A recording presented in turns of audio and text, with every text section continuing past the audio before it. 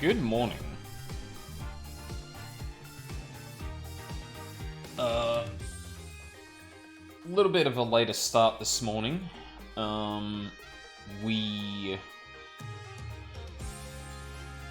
a little busy and well, actually I might get into that later, but yeah, specifically me, like there was a sudden drop of temperature around here to like 4 or 5 degrees overnight when it had usually been like 10 and 11, and it still hasn't really jumped up. And y'all know how I love to complain about cold weather, so I have not been having the best day. And it's been a very sluggish start to everything, despite me going to Pilates in the morning. But yeah, nonetheless, we are here. How well, Mina? How well, Morphe? So, we kind of got out unscathed of Larry Butts Takes the Stand. Always Took a bit of doing, time. but we got it. Exactly.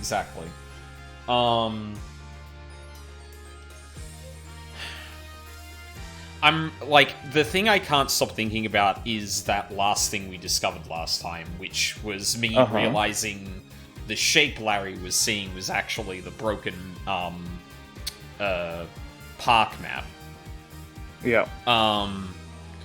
And specifically, like, okay, we know that was damaged, but, like, I feel like there's some, like, extraordinary timing shenanigans that are about to take place, because, like, how did that get seen so close to the, so close to the airship that Larry could, like, make it out? Like, the thing I immediately thought of was, why is part of it lit up? Is that artistic interpretation from Larry, or did something actually light up on the thing? But the more I thought about it, I was like, wait, so you're telling me that at, like, around the time Larry specifically was, locked in the cabin, that the map broke, and that's somehow relevant to what is transpiring in this. It's a little bit of metagaming in terms of, like, well, it wouldn't bring this up just for nothing. There's got to be something important to that. But now I'm like, what? Like, is that timing with, like, the storm that happened? Like, did that not happen the entire time? It didn't seem terribly windy up, when, Ellen was being attacked, for example. But, again, that's not something that, cutscenes leading into cases are not admissible in court, so, like, yeah. It's like a big question mark over my head of, like, why is that relevant, though? Oh, controller? Are you good? Curious, yeah. Indeed. There's a lot I want to say, but I don't want to say too much because this is a fairly straightforward case, all things considered. And I feel like talking or hinting too much will spoil some of the actual surprises, so. Yeah, exactly. Like, it could actually be incredibly straightforward why that is the case, but, like, while I'm in the dark, I'm sitting here like, what the fuck has that got to do with anything? But we shall see.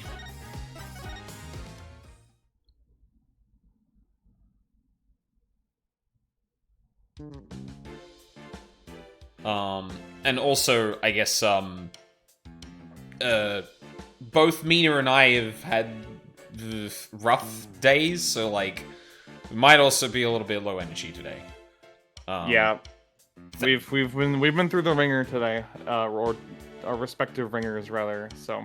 Yeah. We'll do what we can while we can. Exactly. Thankfully, this is an investigation day and not a trial day, so I don't... Well, I say that, but then there's some psyche locks that could, like, demand a lot of me, so, like, Alright. Let's go through top to bottom here. I guess that's not quite top, but... So there are 2 male peggable lanterns in the reception hall.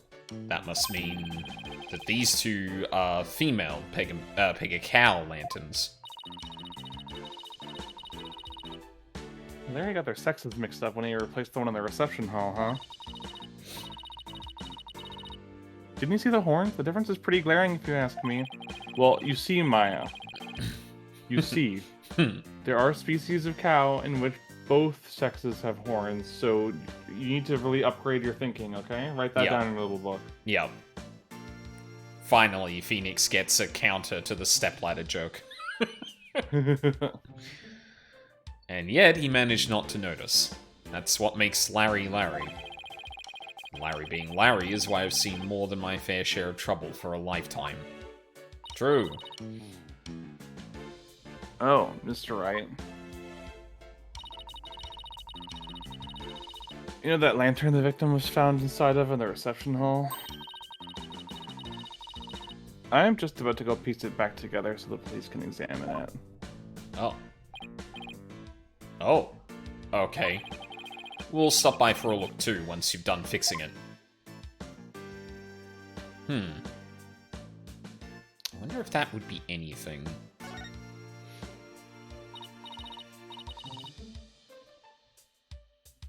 Oh, look, Nick, it's an airplane. I wonder if Soren built that one too. Hey, why don't we take it for a spin? Just a quick tour around the neighborhood. And who do you propose is going to pilot that wooden death trap? Me, of course. Who else? Don't worry, I've seen people fly airplanes on TV plenty of times. I think I'll pass. I've still got my whole life ahead of me. Given my What's that? A wedding bell? According to the pamphlet, it's used in the Vista deck during wedding ceremonies to bless the newlyweds. I guess they disassemble and store it away here in the hold when it's not being used. Table. Oh. Huh? Looks like there are some fingerprints on this candelabra. Yeah, I just got done dusting that.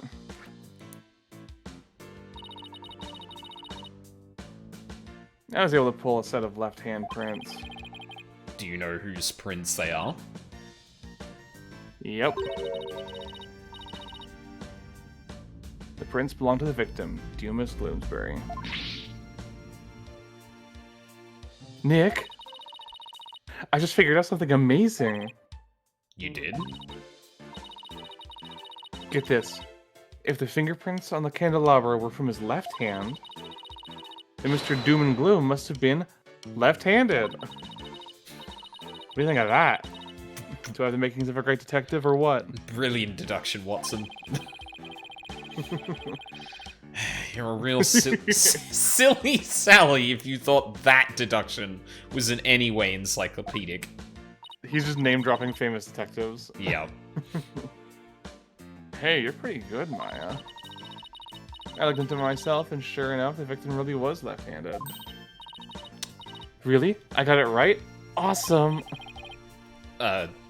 Good for you, Maya. Good for you. That's all you got to say? I, think you did a real great job, Maya. Way to go. Guess one can never have too much info. Now you're talking.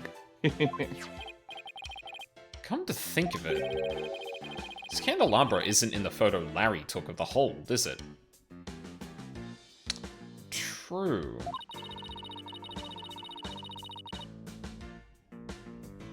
That picture was taken when they were getting ready for their first reception, right? The candelabras must have been brought in here somewhere after that, then. It's still possible it has something to do with the incident, though. I better add it to the evidence file just in case.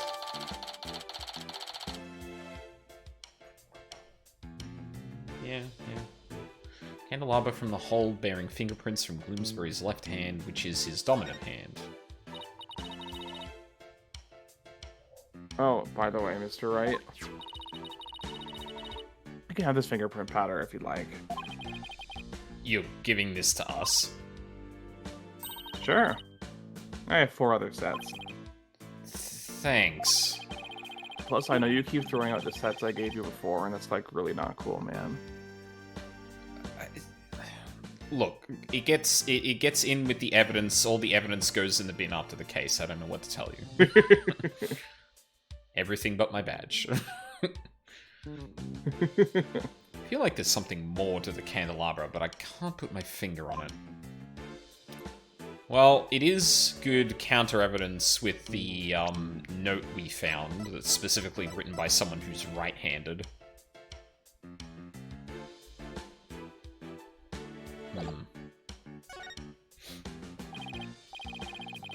Oh look, there's the lever to the lift Emma told us about. Let's try going up on it. I'll go flip the switch. Hiya! God damn it. Here goes nothing. Wait, I'm not even on yet. Oh.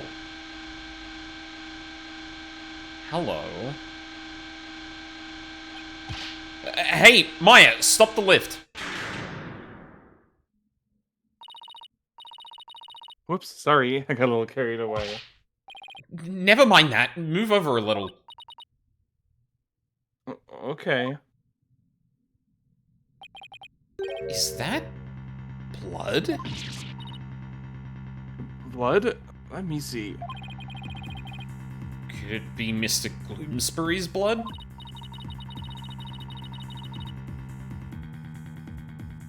Well, this lift goes up to the Vista deck where the murder took place, so... I think that's the most logical conclusion. But I thought the victim was clubbed to death and that there wasn't much blood. Tells me I better take a picture of this. Mm-hmm. Bloodstain that was found on the side of the lift in the hold. It's unknown whose blood it is. I should ask Emma about it some more later. Maya, can you bring the lift back down now? You got it. I'll go flip the switch again.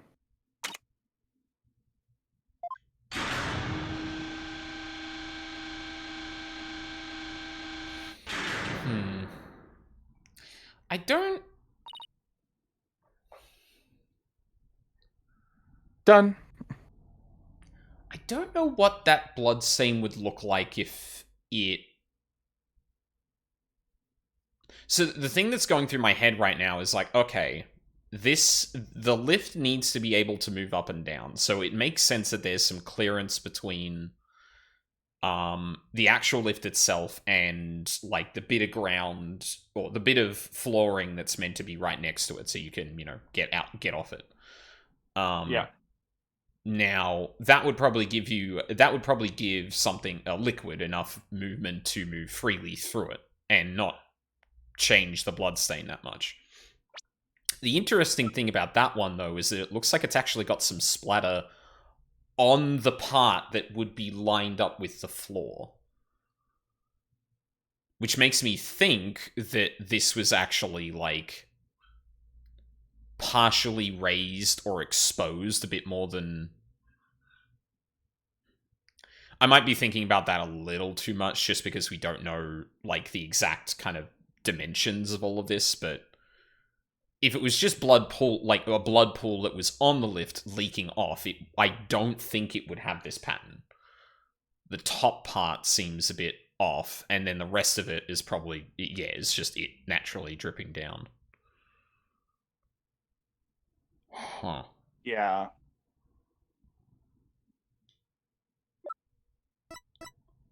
And the only source of blood we have on Gloomsbury is the one in his hand.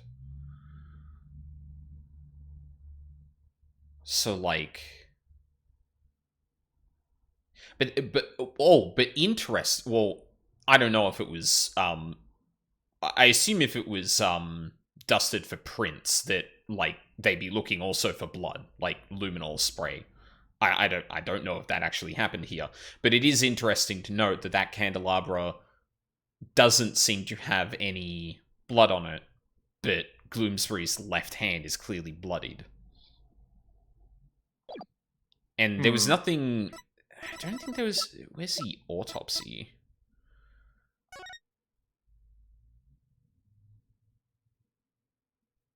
The same weapon. Yeah, there's nothing about the hand, so, like... So far, there's no indication that's a wound? Yeah. Be a bit odd if they just missed that, but... I want to find out some more about that blood stain. But for now, I guess we should go up to the Vista deck and take a look around the actual crime scene for ourselves. You must be great from up there. I bet it'll be awesome. I mean, it would be if it wasn't the scene of a murder. Okay, to the Vista deck we go. Make sure you actually get on the lift this time, Nick. I know. Okay, I'll just flip the switch again, and away we go.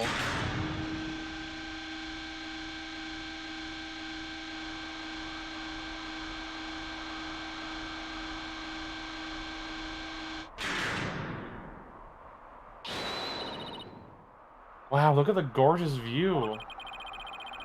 So this is where Ellen was attacked and Mr. Gloomsbury was killed. Yeesh.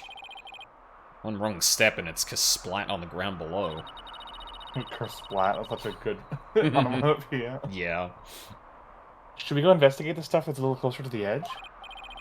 Well, I don't see much of anything over there. Police investigation didn't turn up any clues either, so... Maybe we don't need to? Oh, I get it. You're scared, aren't you, Nick? Of course not! Come on, let's go back down and finish checking out the hold. Oh, okay, we're not even... alright.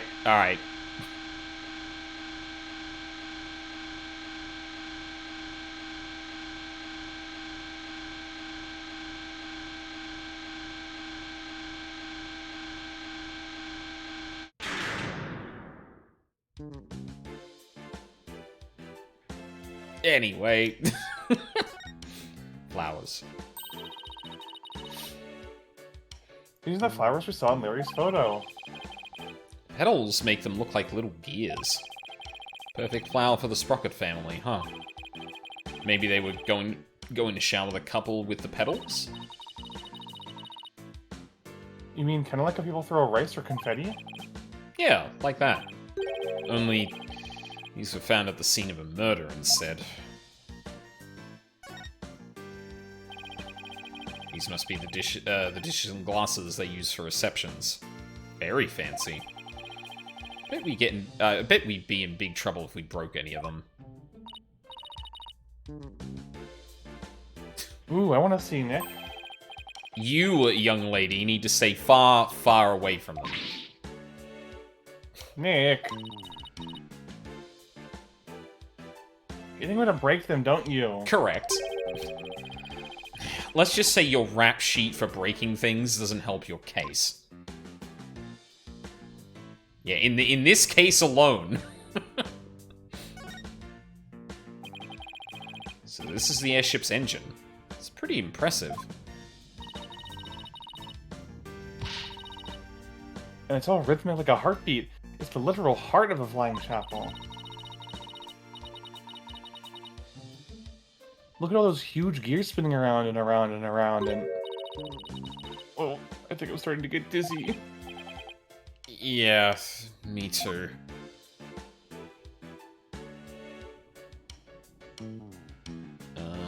Alright, I think we are done. What? No. What's that? Oh, of course. Ooh, it's a cake, Nick. A cake! It's so big. They wouldn't miss one little piece, would they? If you're that in the mood for a mouthful of styrofoam, sure, knock yourself out. I mean, it's not real. It sure fooled me. I was so ready to have some that I'm really craving cake now. Come on, Nick, let's go get some. Maybe after the trial's over. Love this cake. Yep. Styrofoam? Like, I'd expect, like, you know, fondant and just an unpleasant cake that otherwise makes it pretty structurally sound, but styrofoam? For this family especially? That seems cheap. Alright, let's discuss the bloodstain. I guess. Mm-hmm. I guess it's because if they had to do a second reception, they probably didn't have time to bake a whole new cake, so they just like had someone 3D print it or something. Oh, if they actually ate it as part of the first reception, yeah. Yeah. God. Emma, about this bloodstain, doesn't something about it strike you as odd? What's so odd about the victim's blood? Cookie dropping a fucking portal, an accurate and well thought out portal cake reference in the Big 26. Good job.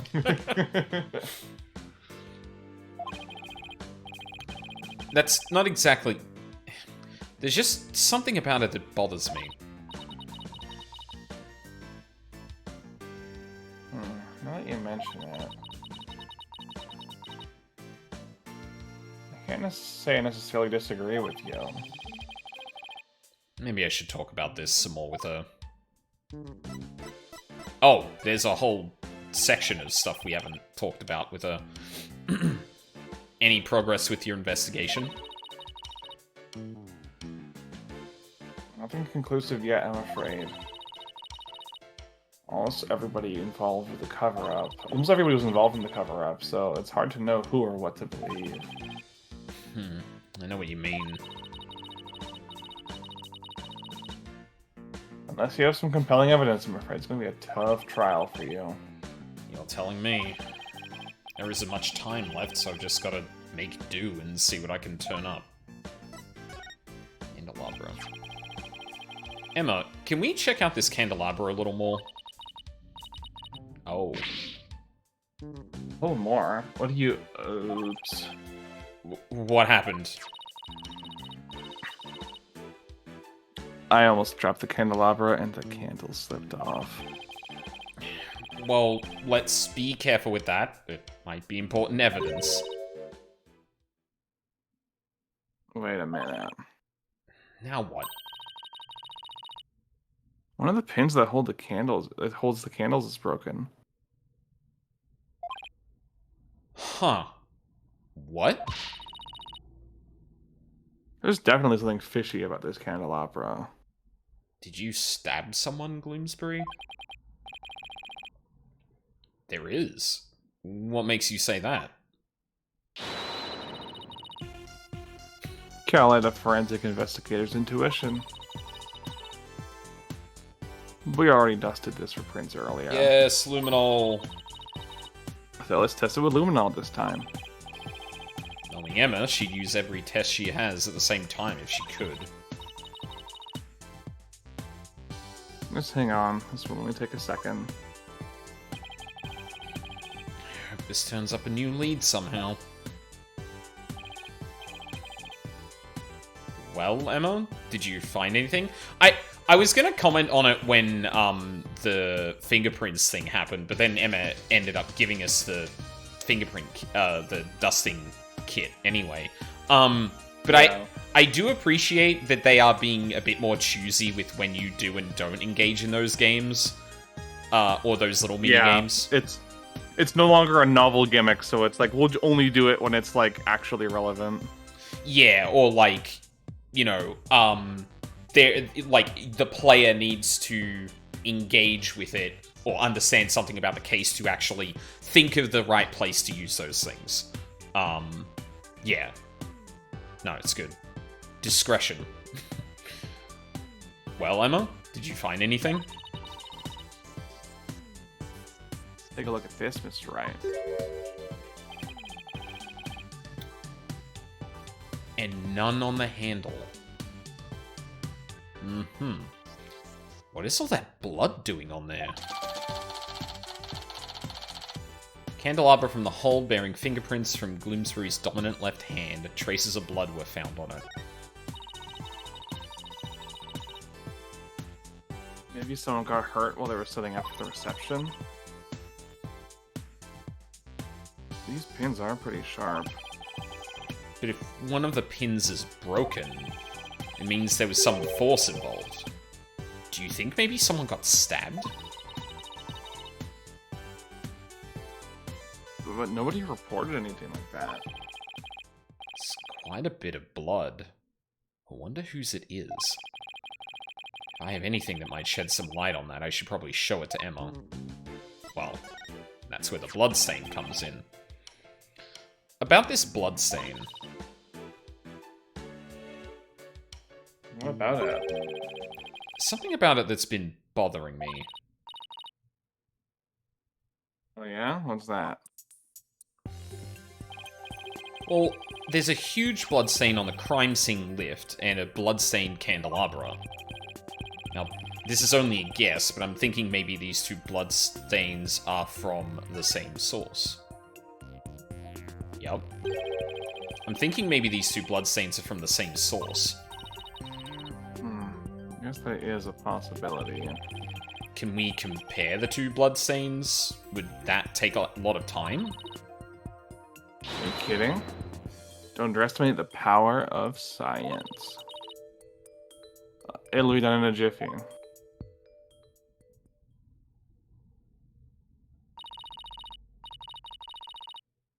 And the results are in.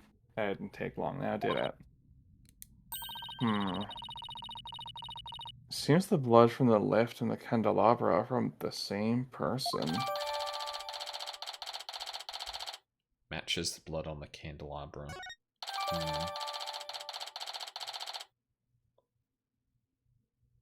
Are you able to tell that from an item that's been completely wiped down? Maybe the game is just kind of hand-waving it, but I don't even know if that's actually possible. Well, the victim was clubbed to death, and there wasn't all that much blood. But if this isn't Mr. Gloomsbury's blood... Well, this is just a guess, but what if Mr. Gloomsbury stabbed somebody with the candelabra pin? That would explain both the huge blood stain on the lift and the blood on the candelabra. Oh my goodness, if that's true... And that means that there was somebody else present at the scene of the murder. It does, doesn't it? This just might be this just might substantiate Ellen's statement about a third person. Emma, could you have this blood analyzed? Sure thing. Mysterious blood stain on a candelabra with the victim's prints on it. This just might be the thing to back up Ellen's memory of seeing a third person. Next up, the reception hall. Might be worth taking another look around in there. The reception hall. Forensics team's there investigating right now. Oh, they are? Well, time to just sit around, so let's go check something else out. Good idea. We could go question some people. Especially Soren. I have quite a few questions for that guy. Sounds good, Nick.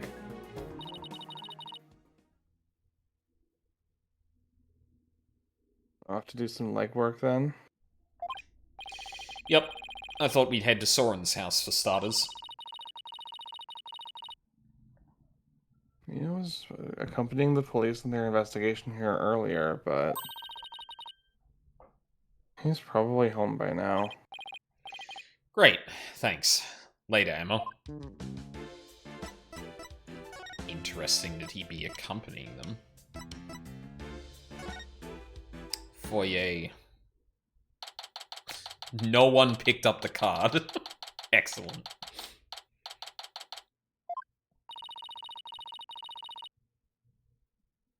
I still can't get over how gorgeous Sprocket Manor is. Just don't touch anything. I wasn't going to. She was definitely going to.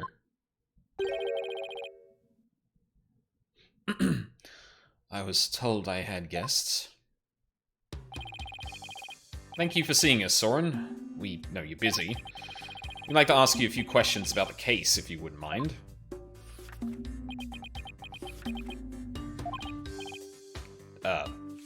Soren? You're Ellen's lawyer, right? Huh? Yeah, that's right. Tell me he doesn't remember me. Will Ellen be found guilty? We're doing everything we can to prevent that. That's why we're here investigating. Will you please tell us what you know? Soren? Alright, fine. What's that pause all about? Sorry, I had to calculate the probability of incriminating myself by talking to you. Cover-up. It was you who gave the order for that large-scale cover-up plan, isn't that right? What large-scale cover-up? Don't play dumb with us. You held 2 wedding receptions in order to try and cover up Mr. Gloomsbury's murder. What were you told about this? I'm very curious. Ellen thought that through the power of the timekeeper you built, she traveled back in time. Ah, so that's why there were 2 receptions. Wait, does he seriously not know why the reception was held twice? Looks like I'll have to delve deeper here. So, the cover-up scheme, that fake trip through time, you're not the one who was behind it? Pierce Nickety stated in court that you were the one who ordered it to be carried out. Pierce said that. I see. I leave him in charge of everything around me. So whatever he decides is, in essence, my decision too. Oh, you snaky little fuck. Pierce, when I get you. So I take it that you didn't know anything about the cover-up. That's none of your business. But you were in 2 wedding receptions in a row, and still you claim to know nothing? I have nothing more to say to you. Please leave. But Soren...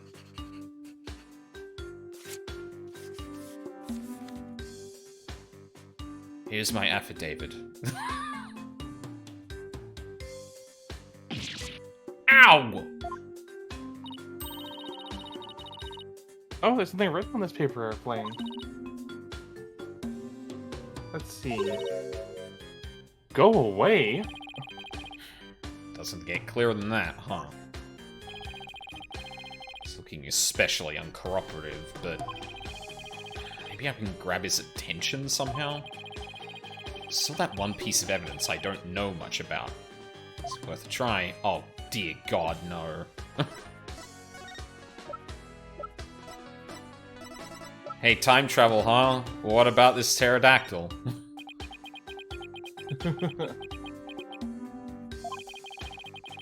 Does this spring anything to mind? I'm gonna guess probably not. Even some small vague detail will do.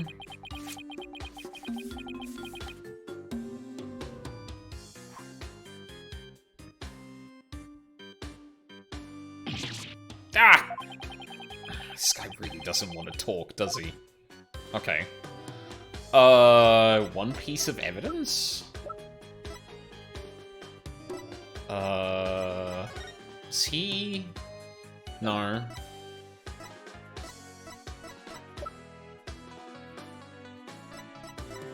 I mean... maybe? I feel like we already, like, presented that to him. Maybe we didn't? I don't know what other piece of evidence I would show him, though. Oh, well, it's on the screen, so... What are you showing me that for? Mr. Sprocket. I can't read him at all. Not even with an item as loaded with sentiments as this. Oh, interesting. I mean, what did Phoenix say? Still that one piece of evidence I don't know much about.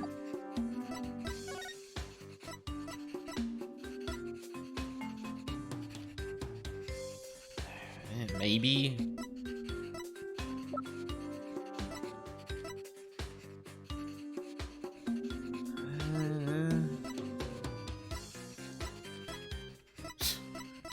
It's a picture of your dead sister. Can I get any reaction out of you from that? Like,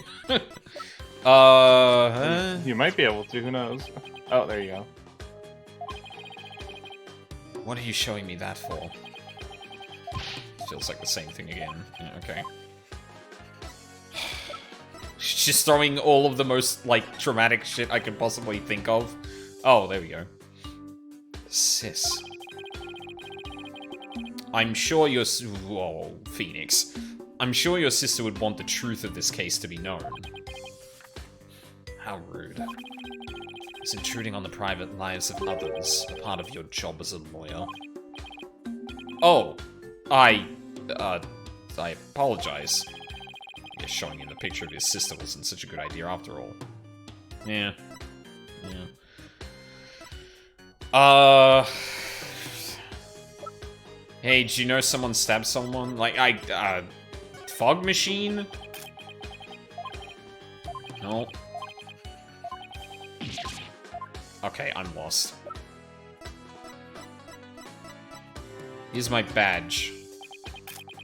Aw. I was hoping for something unique there at the very least. I mean, I guess I could talk to him about the bloodstain, but like, he's so in the dark, I feel like we wouldn't get anything about it. Hold entry record? Like, maybe he knows stuff about it? Maybe, but... Yeah, I mean, you could show him the bloodstain. I mean, yeah...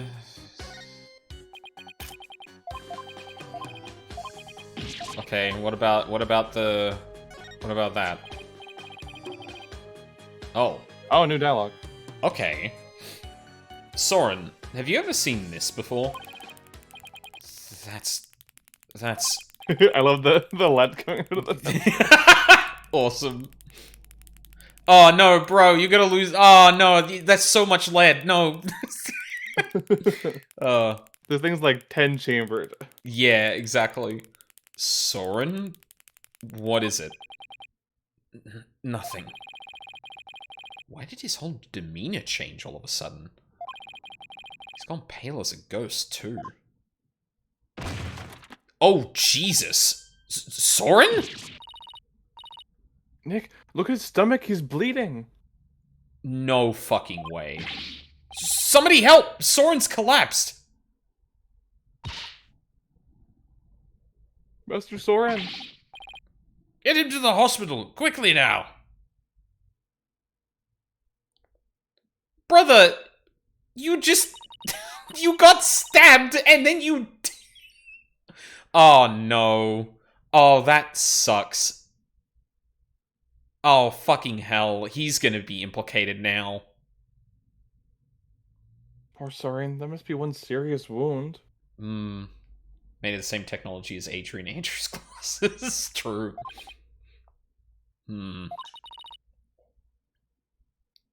What is it, Nick? Well, when I showed him the candelabra, his whole demeanor changed. So I was just thinking that maybe his injury is... Huh? What's this? Soren's notebook. He must have dropped it in the rush to get him to the hospital. Oh, his notebook, huh? I wonder what's written in it, don't you? I don't like where this is going.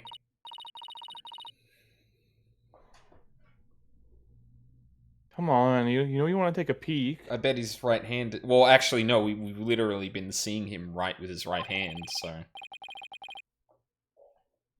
Oh, why not? I feel guilty snooping around in somebody's personal notebook. Especially when that same person rebuffed me for showing a photo of his sister and prying into his personal matters. But... maybe we should take a little look-see. Whoa. It's filled with big words written in tiny letters. Guess he uses this notebook to write down his invention ideas? Huh? What is it? Did you find something? After March 8th of last year, the content of this notebook changes dramatically. Like how? Well, ever since that date, Soren's been writing down every detail of his life. As in, every. Maybe he decided to start keeping a diary? But this is way too detailed to be an ordinary diary.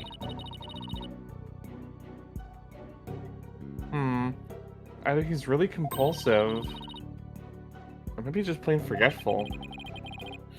But is it really as simple as that? I feel like something happened on March 8th that made Soren change. Well, why don't you let me take a look at that, and then I'll tell you. Hey, Maya! Let it go or rip it! Eep. Now look what you did, you dropped it. You should have let me take a look. How is this my fault? Oh no, Nick.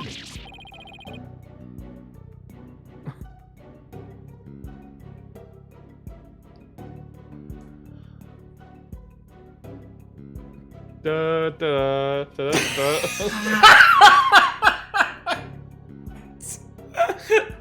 Maya and Phoenix spoil evidence. Oh, fucking hell, dude. What do you mean? Oh, no. That's the date. It fell onto the floor, making it unreadable. Oh, no, Nick. That was the entire section detailing March 7th through 9th. Oh, no. I can't read a thing on these 2 pages now. That... Uh-oh. You're gonna get it now. Jesus Christ. Like, not that, Soren felt he needed to remove 2 pages or something like that, but we actually had to pratfall into making this section of evidence unreadable. Fucking hell. Ugh. Guess it really is my fault after all. Let's just put it away carefully for now. Can't let anything else happen to it, yeah? God. A database-like notebook that chronicles the events of each day in minute detail. Huh? Hey, look, there's something sticking out of the notebook. Okay, one thing before we do that. Okay, it's just a description. Soren had been writing nothing but ideas for his inventions in this until March 8th of last year, when he abruptly began to chronicle the events of each day in excruciating detail. However, details of the day of the murder have been rendered illegible by a bloodstain. Okay, so it's not March 8th. It's not the events surrounding that. It's specifically just... Yeah, okay.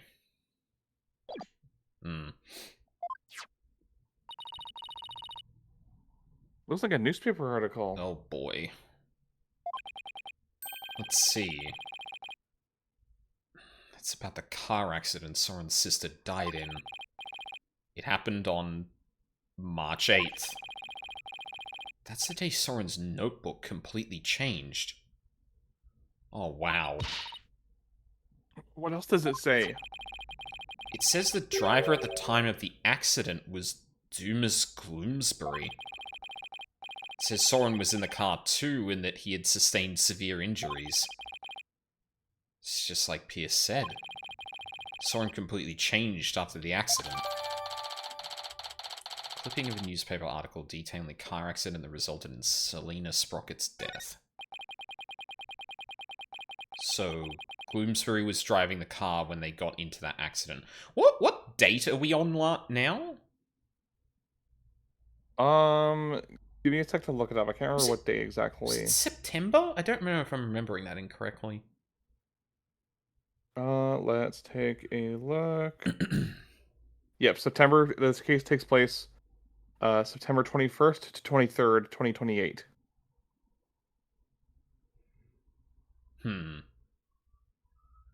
And in that time, Pierce becomes, like, very prominent amongst everyone tending the house.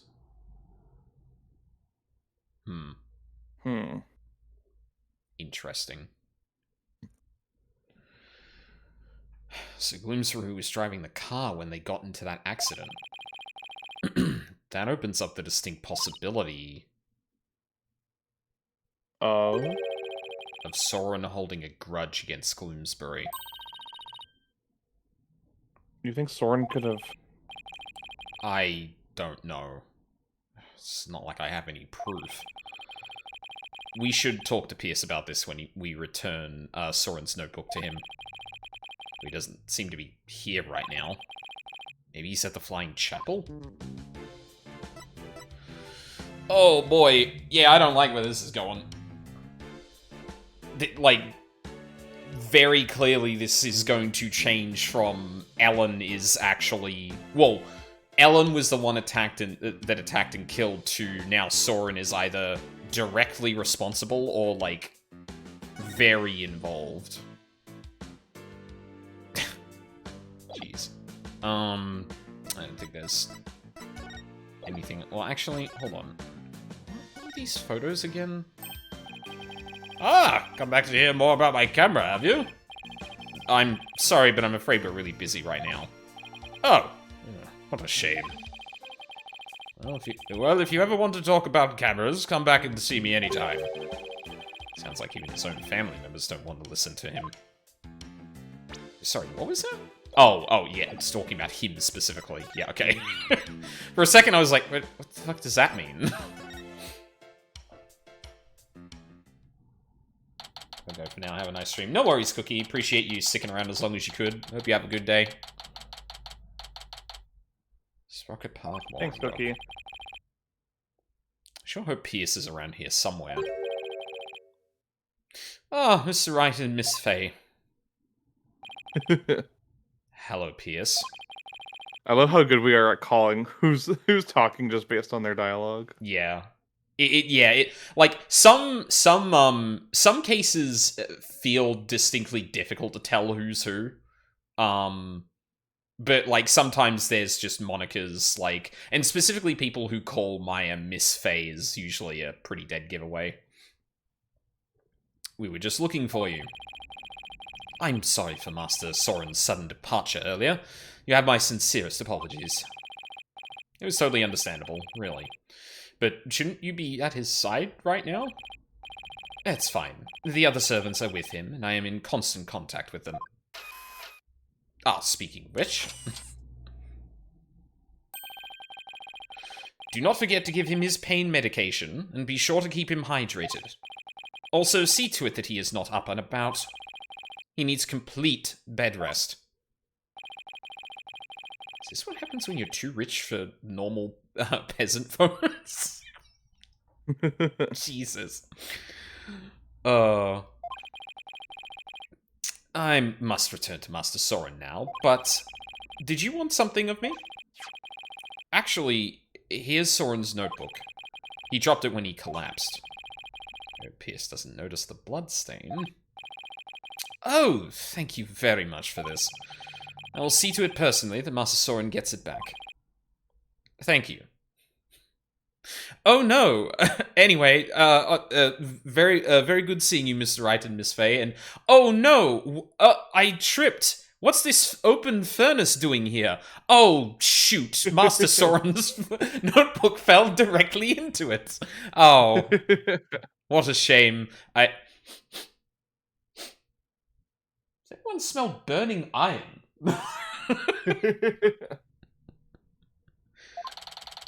Soren's notebook given to Pierce. I trust you did not look inside. Oh, of course not. Because it is filled with numerous patent-worthy ideas, you see. Look, I know you're busy, but would you mind if I ask you a few questions about the case? Well, as I said, I must be getting back to Master Soren.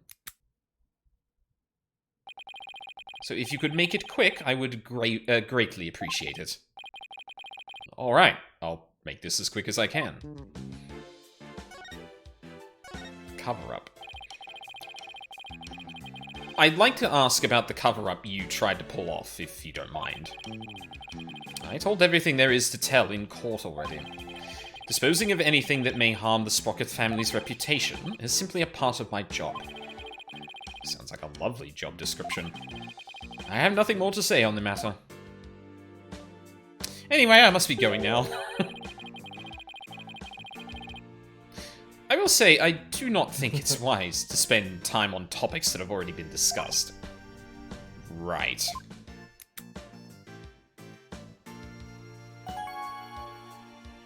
The accident.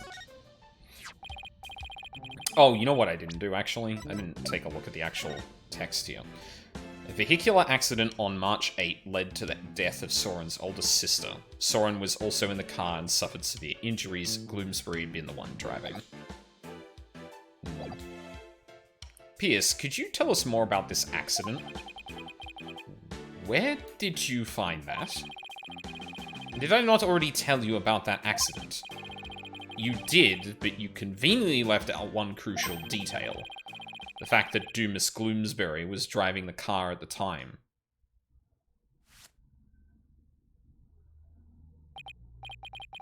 Oh, did I not mention that?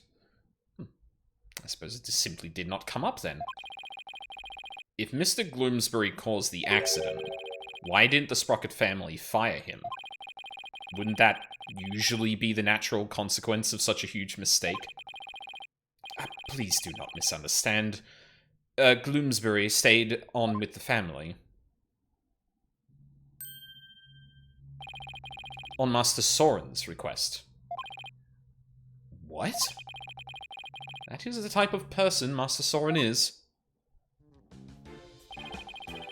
Perhaps it was the influence of Miss Selina's kind nature. She was such a sweet person that even in her last moments, she thought of Master Soren. I'm sorry, what?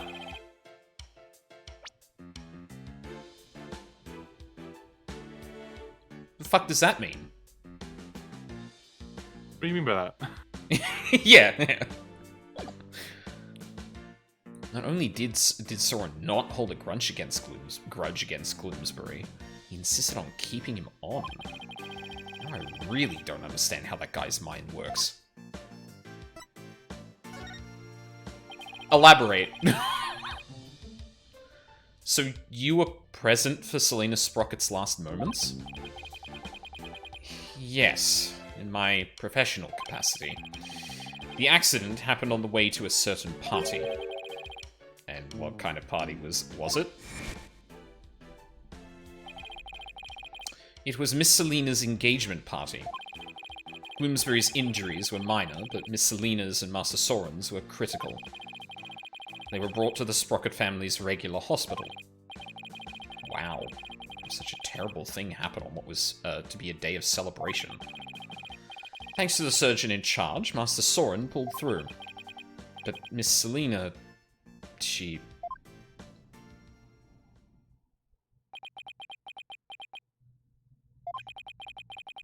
The last words Miss Selina said to me were...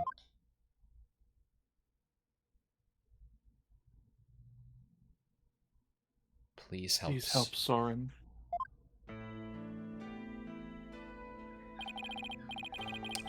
Ever since then, I have attended Master Soren and tried to help him in any way I can. I see. Selena's fiance must have been devastated. Very pointed look to the camera on that one. Indeed.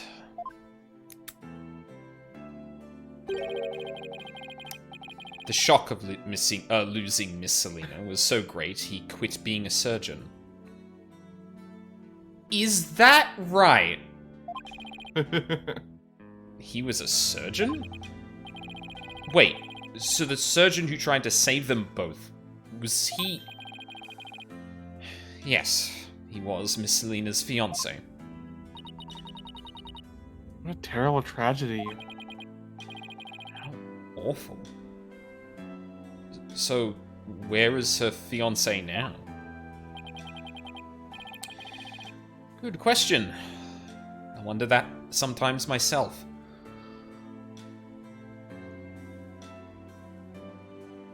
Oh, fuck no. Oh, God. Oh, Jesus, no. I'm about to love this character, I feel.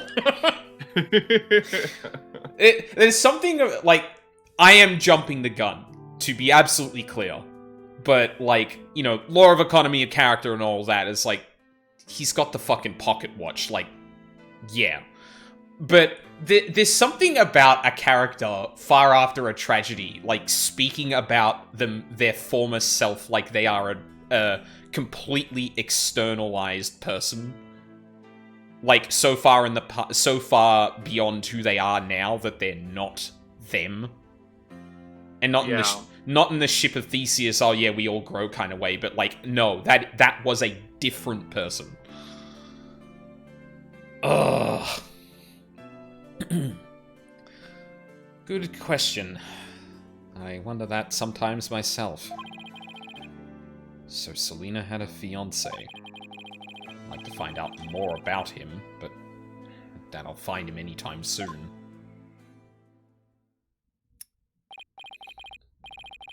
That makes the design of him and this pocket watch like so like. It's like, yeah, I wonder where he is. Anyway, Pierce pulls out the pocket watch again that's in the photo. So, we done here? I'm afraid I must be going. Could you please just tell me a little more about Soren?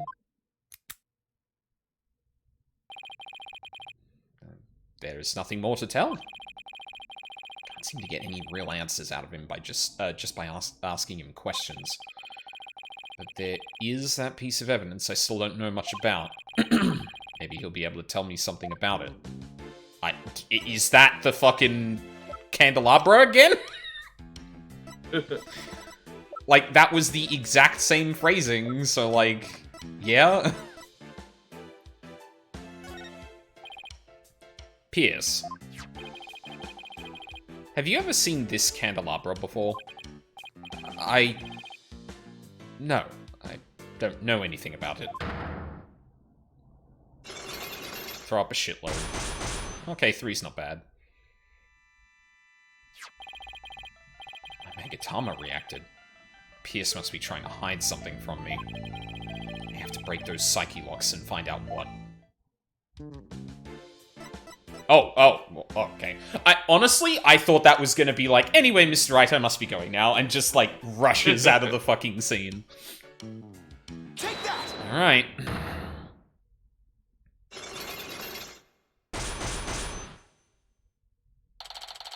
Pierce's secret. Pierce. You're hiding something from me about this candelabra, aren't you?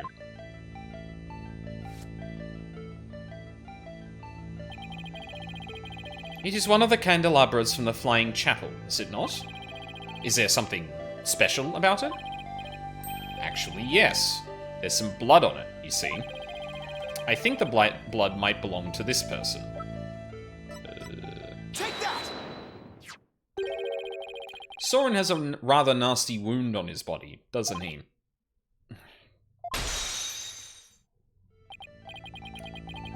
Yes. Master Soren is indeed injured. Are any of the other people involved with this case injured? Not as far as I know. see. Then let me ask you this, Pierce. Do you suppose Soren could have been more directly involved than you're letting on? What in the world would make you think that? Oh, I've got my reasons. Mr. Gloomsbury's fingerprints were found on this candelabra's stem, which leads me to believe that Mr. Gloomsbury stabbed Soren with it. You cannot possibly think Master Soren is the one responsible for the murder. I don't have any conclusive evidence of that at the moment, but I do think he had a motive.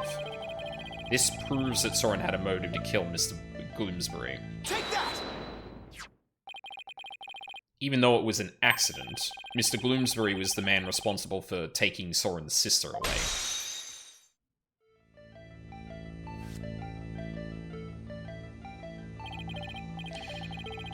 Let us suppose that Gloomsbury did stab Master Soren with the candelabra.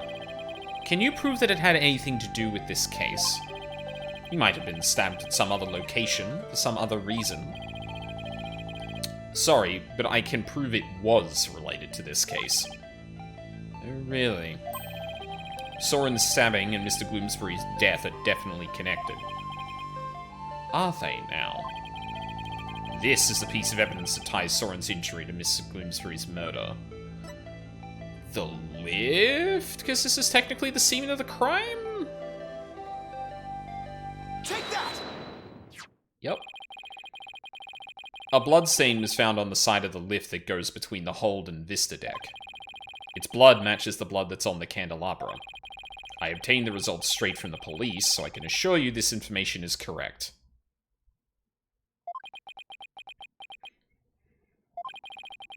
This bloodstain on the lift indicates an important fact. It shows us that the murder was in the reception hall, Soren was there during the crime, Gloomsbury wasn't there. Soren's blood is on the lift, which can only mean one thing. He was there, wasn't he?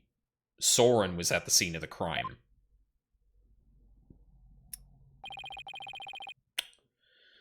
You are very astute, Mr. Wright. It appears I cannot hide this from you any longer.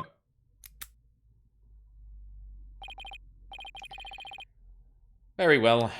I will tell you everything.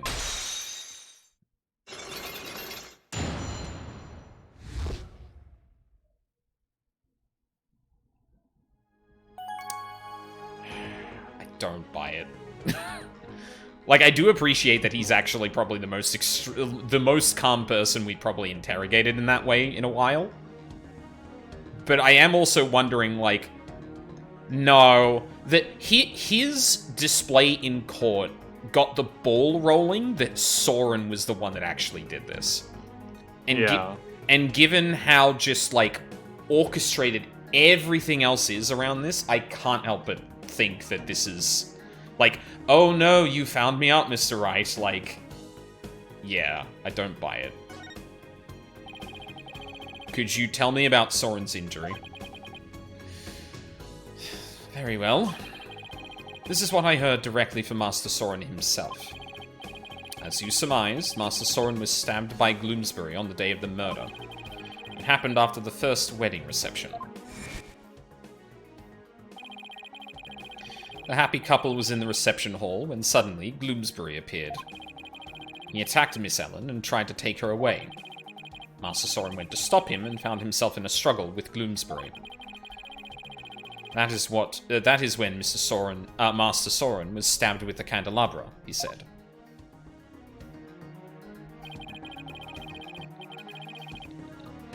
Even though Master Soren was badly injured, he went after Gloomsbury. So, Soren really was at the scene of the murder, wasn't he? Yes, that is correct. However, by the time Master Soren arrived at the scene, Gloomsbury had already been murdered. So, Pierce is saying that Soren was at the crime scene, but that he didn't have anything to do with the murder itself. Even still, why did you try to keep such an important piece of information from me? I am very sorry. Master Soren's injury and Gloomsbury's murder were not directly related. I would like to invoke my bad. Yeah. So I decided not to mention it, so as not to unnecessarily complicate the investigation. Now then, I am sorry, but I am afraid I really must go now. Please excuse me. Thank you for your time.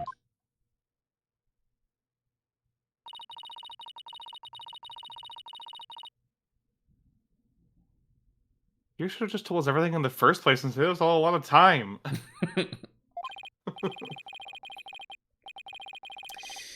Yeah. I guess it isn't that simple for him. He is the family butler, after all.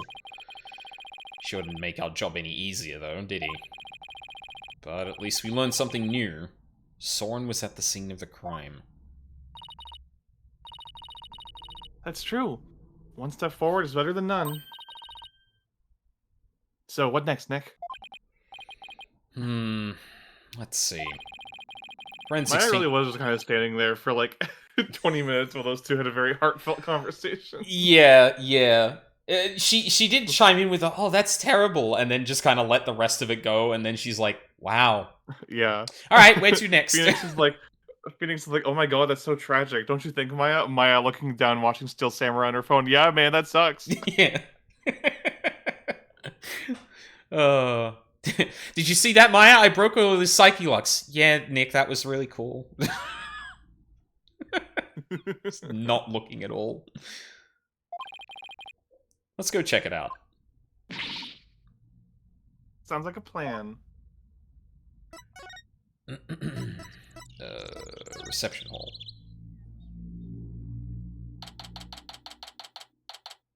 Hi, bystander. It's fucking Ellen. She's broken out. Looks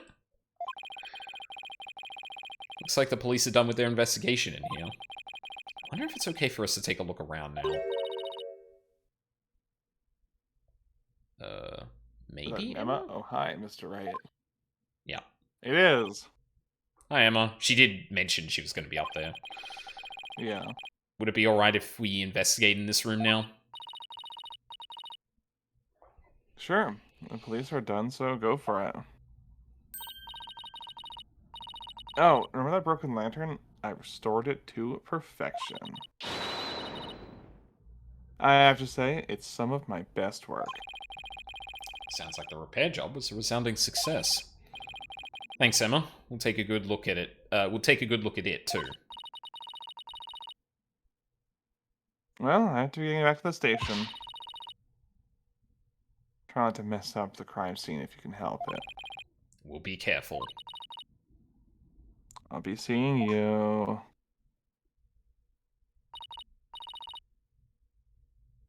Bye, Emma, and thank you. Well, shall we get started? I would have found it really funny if Emma, clocked onto the fact that Maya is kind of the, metaphorical bull in the china shop here, and, like, makes a, like, very direct reference to, like, especially you. I would get a kick out of, like, really tired Emma, who's like a year younger than Maya too, also going, now you be careful too, okay? Please don't mess this up. It's on my ass if you guys do something bad with the crime scene. I think this might be the best time for a break. It feels like we're probably going to go through a fair bit in this section here. Yeah, oh god. Oh no. Pierce is about to become one of those characters, I think. Like, obviously, you know what's about to happen, but I think you called it really accurately, that, like, yeah, no, I'm gonna like that character a lot. I love men who are suffering. Alright, when we get back... He ticks every box. He's a soft man who's very soft-spoken and very bishy and is tortured. Yes. The trifecta. Exactly. Completely called it. Yeah, when we return, let's take a look at Emma's reconstruction job.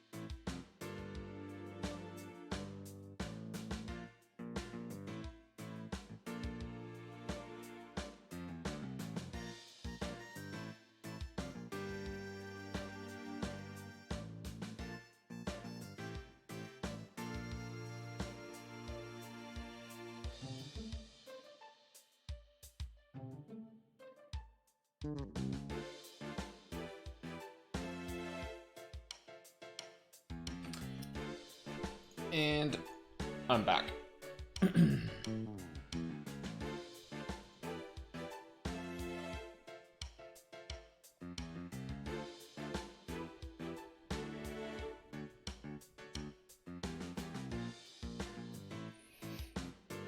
Ugh.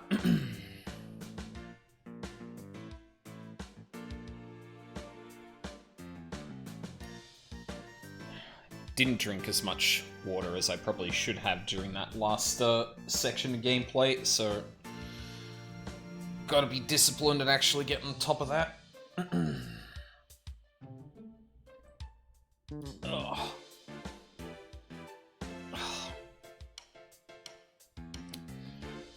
Getting older and older means just like waking up sometimes with a random sort of vague soreness in a part of your body. For some reason this morning, like, what is it, left around the muscles of my left shoulder blade?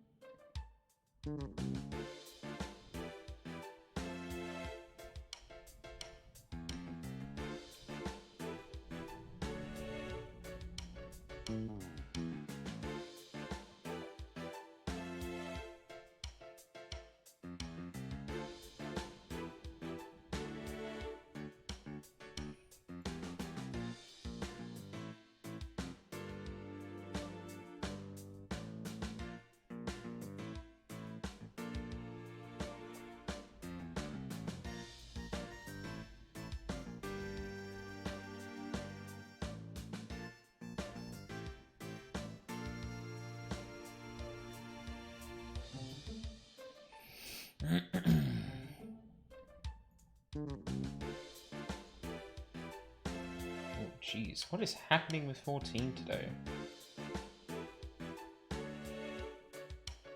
Some stuff going about. Well, that'll be fun to catch up on.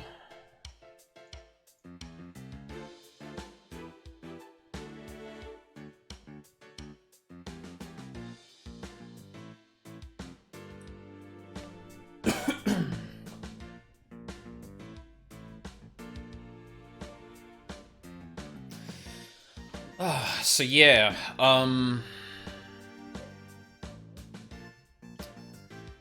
now it's all about, like, why is Pierce doing this? My guess would probably be that he took the, please help Soren as Selena's last words very seriously, and basically just offered himself as a butler to the household, and with Gloomsbury, probably with Gloomsbury's kind of dissent. Well, no, dissent is probably the wrong word, but like his like if I were to make this as tragic as possible, Gloomsbury is the previous head butler. Pierce is the surgeon that was going to marry Selena. The car crash happens. Soren... sorry, I keep saying Soren instead of Pierce. Pierce devotes himself to the family, and obviously because of the accident, Gloomsbury, by the grace of Soren himself, stays with the family, but obviously his importance, his role in the family, ebbs away. He starts to hold a grudge against the family themselves. The thing for Gloomsbury specifically that I can't really place right now is why try and attack Ellen?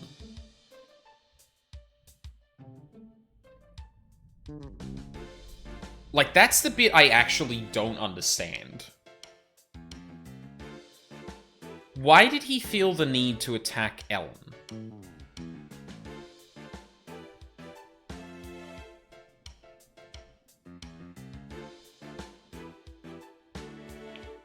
Oh shit, I didn't put the BRB screen up. Fuck. Whoops. Yeah,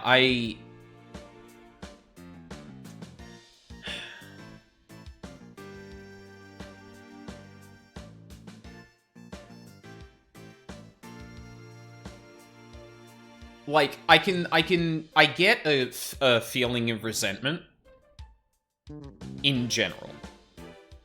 Like, Soren managed to let him keep his job, but obviously the family as a whole is going to probably think not very well of Bloomsbury,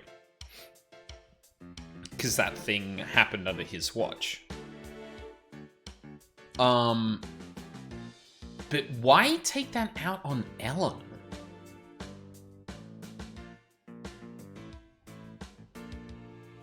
Unless his resentment was building towards Soren.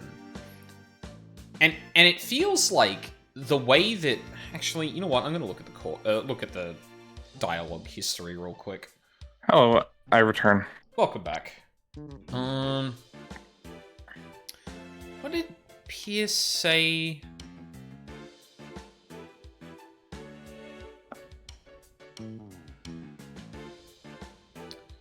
Happy couple was in the reception hall when suddenly Gloomsbury appeared. He attacked Ellen and tried to take her away.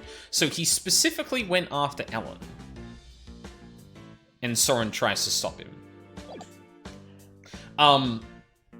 So I've been musing on, I guess, the tragedy that will likely unfold, with Pierce basically dedicating himself to becoming, or to protecting Soren, Soren getting attacked by Gloomsbury, and Pierce, like, just lashing out at him. Both for trying to injure Soren, but also, you know, a little bit of the car accident welling up in him. The thing I can't really place right now, as I was saying, like, I feel like the most tragic arrangement here is that Gloomsbury was actually the head butler before the car accident. Pierce is the surgeon going to marry Selina. Car accident happens. Gloomsbury keeps his job because of Soren, but otherwise falls into disfavor with the family. Meanwhile, Pierce raises in standing a lot, and basically, through dedication and that, becomes the head butler, being able to, like, protect Soren, a la the last words Selina said to him. The bit I can't quite square away at the moment is how the resentment Gloomsbury probably feels translates to attacking Ellen.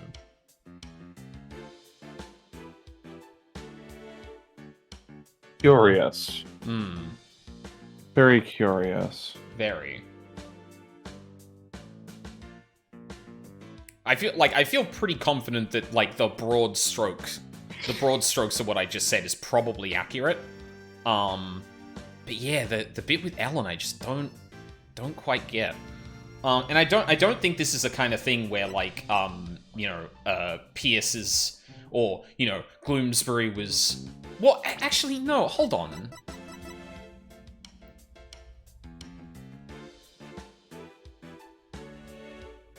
Fuck, was he playing into this and he didn't...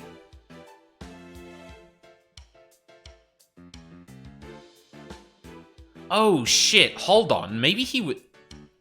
Maybe this was all a misunderstanding. Like, well, there could be a malicious part to it, because, again, we're talking about a situation that has a lot of forethought going into it. But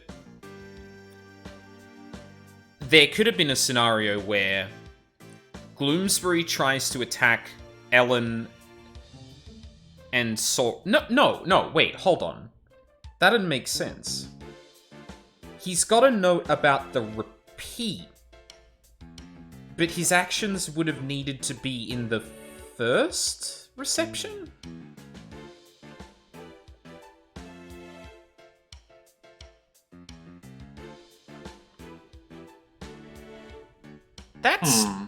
That's actually incredibly strange.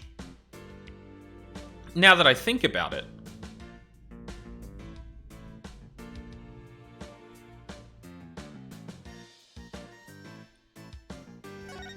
Like you could easily write this off as the second go through, but no, the events being described here, assuming they are for Gloomsbury and would explain his actions, that does not line up with the actual series of events.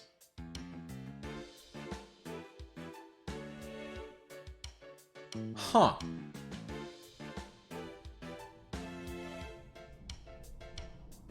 So, like, Gloomsbury attacks, no one is aware that this is actually happening, so Soren treats it as an actual threat, gets stabbed by But no, if Gloomsbury was trying to act something out, surely he wouldn't have stabbed Soren. That seems a lot. But I mean, maybe that's where Pierce comes in and goes, alright, fuck you, man, that was not how this was meant to go. And bitterness rises up. Anyway, I'm getting ahead of myself because the notions that we're putting down for the kind of emotional core of what's going on now is quite interesting. Awesome. Alright, let's go look at Emma's handiwork. Emma, I think you messed up. Immediately. You idiot. Yeah. Stupid, there's a copy of it in the room. Although this is very funny because this is like not motivated reasoning is not quite the thing here, but like Emma's perception of how these events unfolded has been reflected in how she reconstructed this. Because Right. she probably sees the blood and goes, well, I mean, that couldn't have come from inside. There was blood outside in the hull when that happened, so... Of course the blood was on the outside. Actually, I would be curious what her reasoning is there, because I said that to myself, I'm like, I don't know if I even believe that. Here's the broken lantern, all patched up. Actually, do we have any evidence? Because I know we came to the conclusion that the, like, non-painted version of the wheel was on the inside, but I don't remember if we have actual evidence backing that up. I feel like it was just said and never dedicated into the court record. Alright, take 3. Here's the broken lantern, all patched up. And I do mean patched.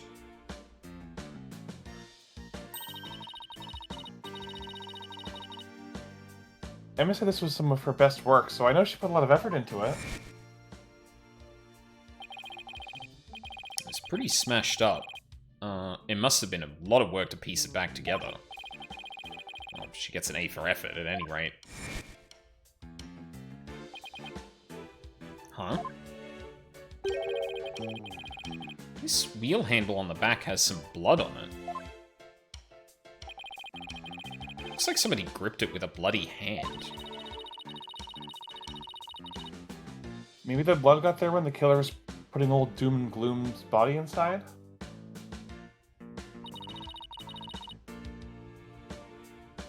Do you see anything else worth noting? Well, there's another one of these lanterns over there. So it might be a good idea to really compare the two later. Yup. Emma restored it, but something about it seems off.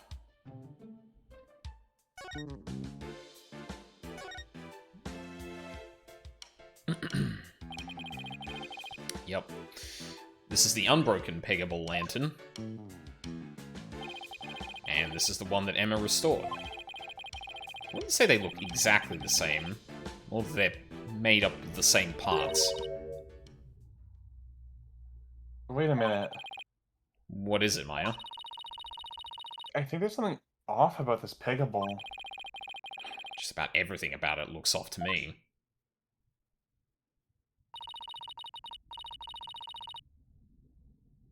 I'm not quite sure what it is, but some detail isn't quite right. Show me the restored lantern again. Hey, I know. It's this, right? What? Where? Thing about the restored lantern that's off is the color of the wheel handle. Look, it's the wheel handle. It's a different color altogether. Actually, I wish we could cut back to the... Oh, manually cut back to the other one. The wing is kind of off, though, isn't it? Yeah, I wonder how much of that is just Emma not being able to fully reconstruct the the frame. Yeah, true. Because depending on how it was smashed, like, yeah.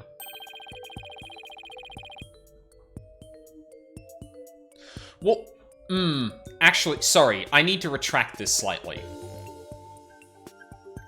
What Emma did is not match up this lantern. Now, the obvious thing there would be, well, okay, so the bloody hand, the blood on the wheel was on the inside wheel, sure. But what if that, like, because we're actually, you know what? I'm gonna let it go before we get there. But I'm just gonna say, like, I should correct it. I don't think Emma's wrong, but she's constructed it differently to this lantern, which may not be strictly incorrect. Emma got the inside and outside wheel handles switched around. Oh wow, you're right. Because this feels like a detail that you would have picked up in the courtroom. Right? Like, here, you had the full lantern just somewhere in your court record, and then just before the investigation leads into the court case, oh, look at that. Here's the reconstructed one. There's something off about it. Anyway, let's move on for now. The fact that we're pointing this out makes me think like, oh, hold on a second. That's not all there is to this. Because if it was, just leave that for court to point out.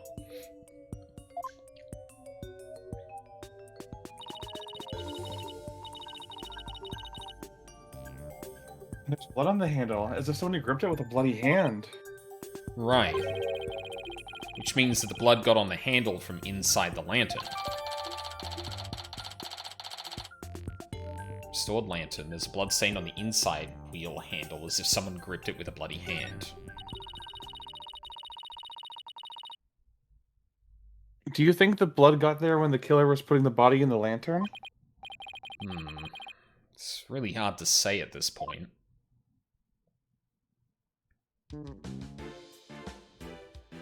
Huh. Okay, maybe that was just an odd way of, like, putting that into the court record?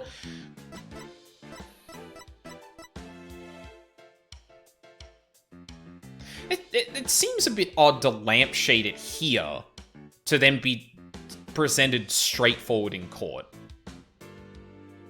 Like, this makes me think there's something else to this that I'm not accounting for here. Either the broken lantern having this arrangement beforehand, and thus the bloody handprint actually means something else.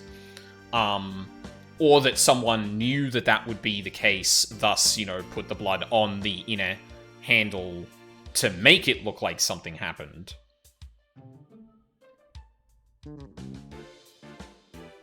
Because the other thing that, like, the big question that's still going through my head is, like, how did Bloomsbury's hand even get bloodied? Because according to this, there shouldn't have been any blood splatter on his hand.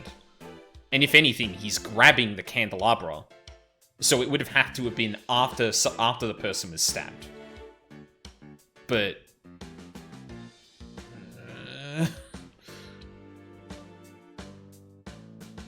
do we know for a fact it's...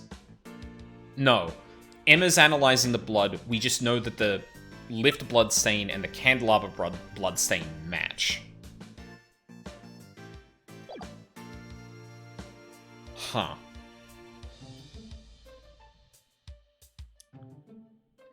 Okay. Yeah, I'm like... The amount that it was actually looking into that now, I'm like, again, I'm kind of like, well, surely there's something else to this, right? But, like... the contradiction is just, like, flat on its face and spelled out in the evidence. So I'm like, well, wait, then what is going to be the twist with this? Because surely it's not that simple. Oh, what is that? Shit, I think I missed it. Oh, no.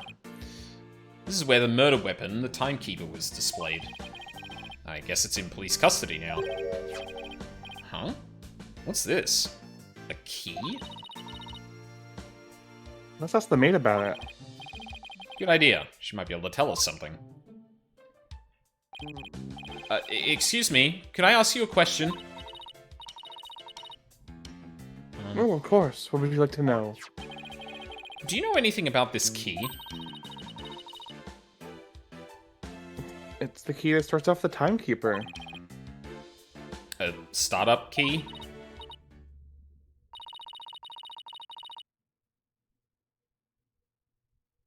That's right. Oh, the first startup of Love ceremony was so beautiful.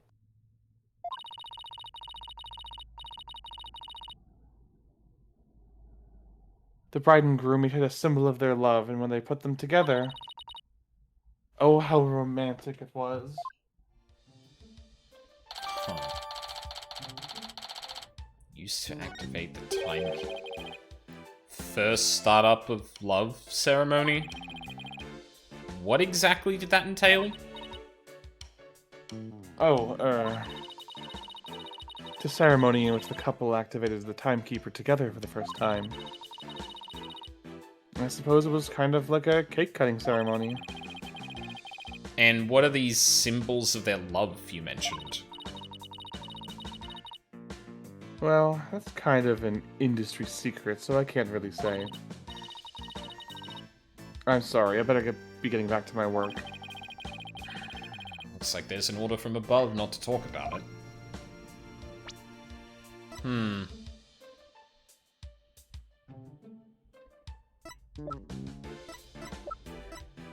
There's nowhere obvious on this thing that I...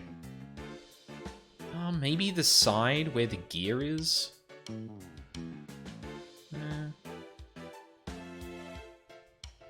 Oh, yeah, okay. I can kind of make it out. I'll use the mouse just for demonstration purposes, but without being able to zoom in, there is a little bit here that looks like it could be a protrusion that you can put like something like the key in. And if the key and the gear go like lock together, then that turning it would start turning the gear that's visible on the outside here that probably works into mechanisms in the actual like blimp part of the timekeeper. I could see that. What else can we look at? Hey, I think the tablecloth is new. They must have changed it since yesterday. Huh? How can you tell? Because the food stains that were there are now gone. Should have known it's because it's food related.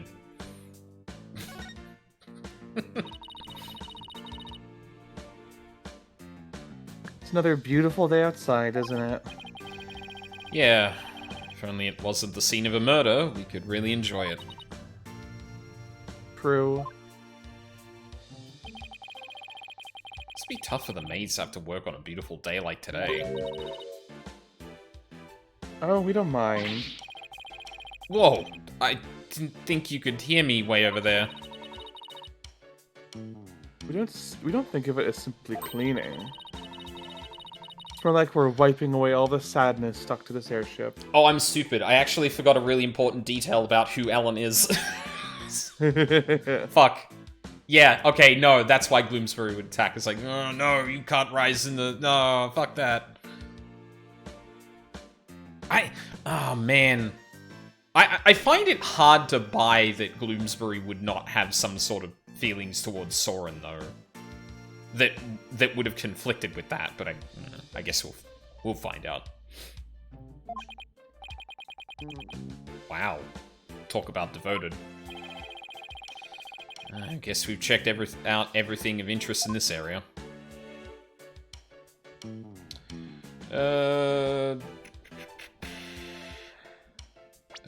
Whoop, no, wrong button.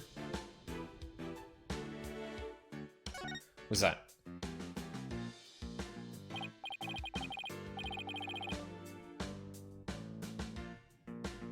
Huh. Hey, take a look at that door. I wonder where it goes. Shall we open it and see?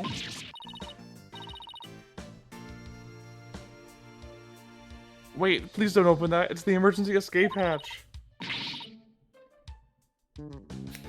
At least directly outside, you'll fall to your death. Whew.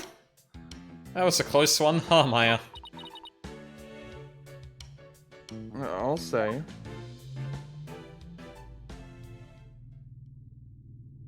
Okay. Whew. Well, I think we've checked out everything relevant to this case. I have no idea who this could be. Wait, what are you doing here? Oh, Soren. Hey, man. Soren. Soren, more like sweating. Yeah, right. Also, like, buddy, you were stabbed in the gut or something. Like, you can't be out of fucking bed. Like, I wanna see Pierce just like kicking in the door, like, Soren! What did I tell you about getting out of bed? Soren, shouldn't you be resting in bed? You're injured. How do you know about that? Never mind. My notebook. Have you seen my notebook? I can't find it anywhere. My notebook. I need my notebook. What's the matter with him? My notebook. I have to have... Master Soren! Master Soren, I told you to stay in bed. My notebook. Here you go.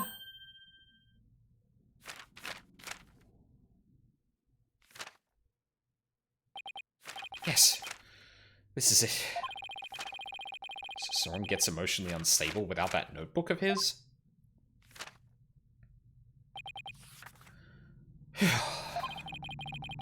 Looks like he's calmed down now. Is he, like, exceptionally forgetful?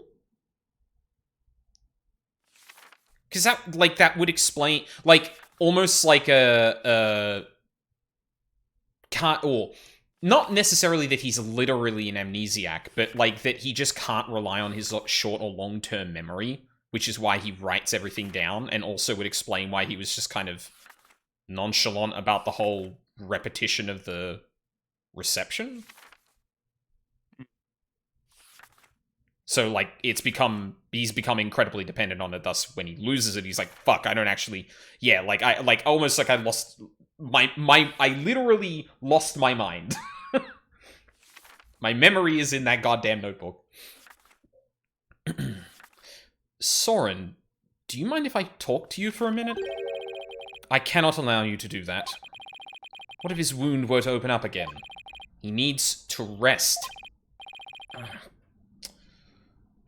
Guess you're right. Now, if you would excuse us. Master Soren, let us retire.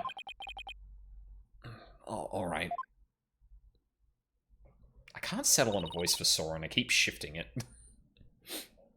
I think that itself honestly kind of suits him though, because like he is someone who puts on like a very like cool and stoic front, but then when he's like freaking out like that, he's obviously of a very different temperament. Yeah, true.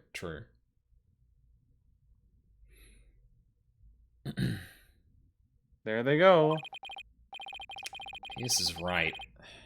Guess he really isn't in any condition to be questioned. Well, let's go back to the agency and sort through what we've learned. Have we learned enough to go to the...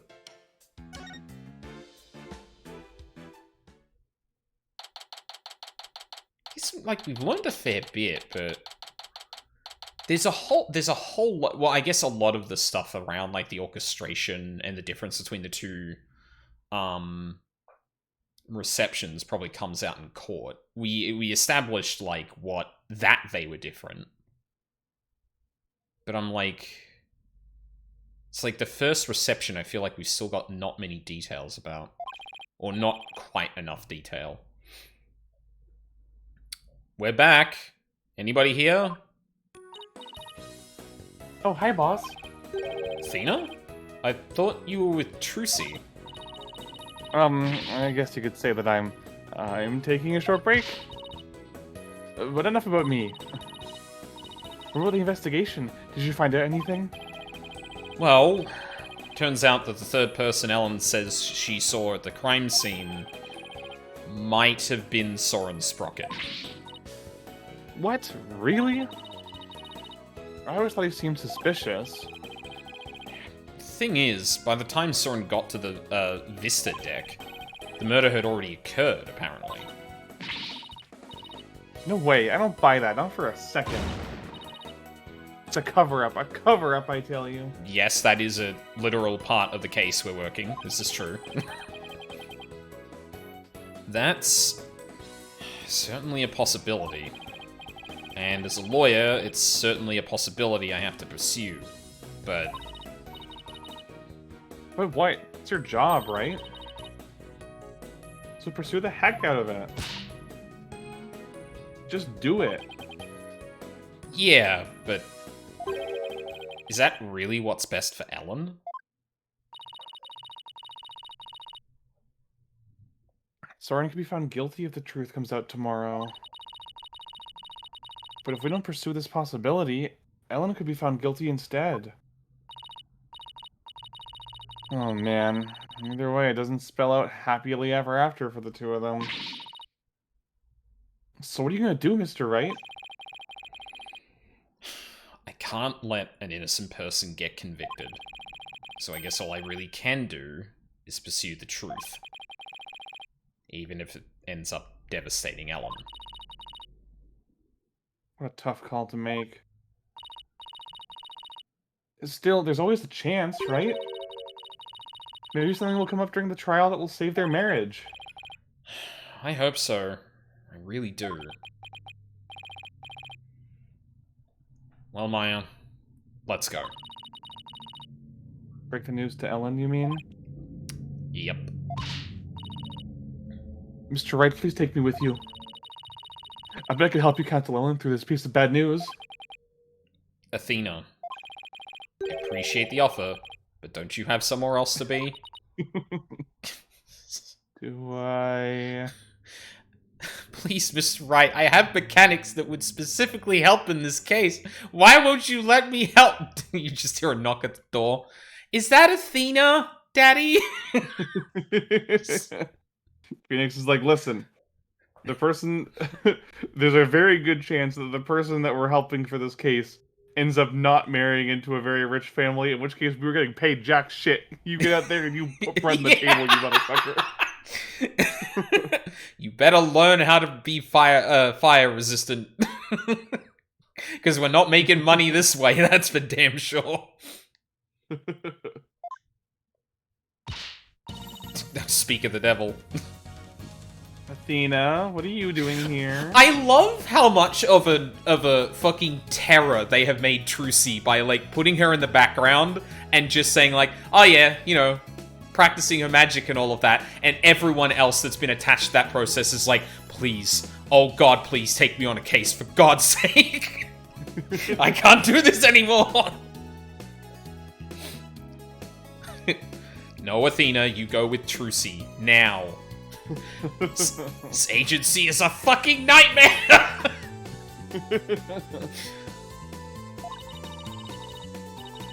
I've been looking all over for you.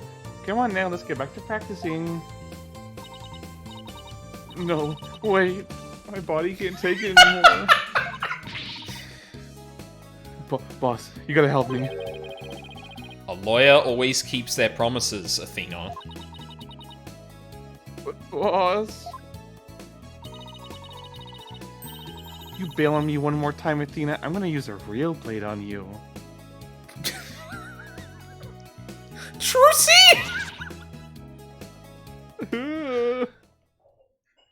Jesus Christ! Phoenix, you really know how to pick your adopted daughters. God damn. Hey, listen, it's not my fault. A sociopath was her dad. That's his genes, not mine. True. But like on one hand, you've got the literal tornado or hurricane that is Maya, and on the other, you've got this like incredibly professional but otherwise really intimidating prospect of having to help Trucy with all of her fucking death-defying magic.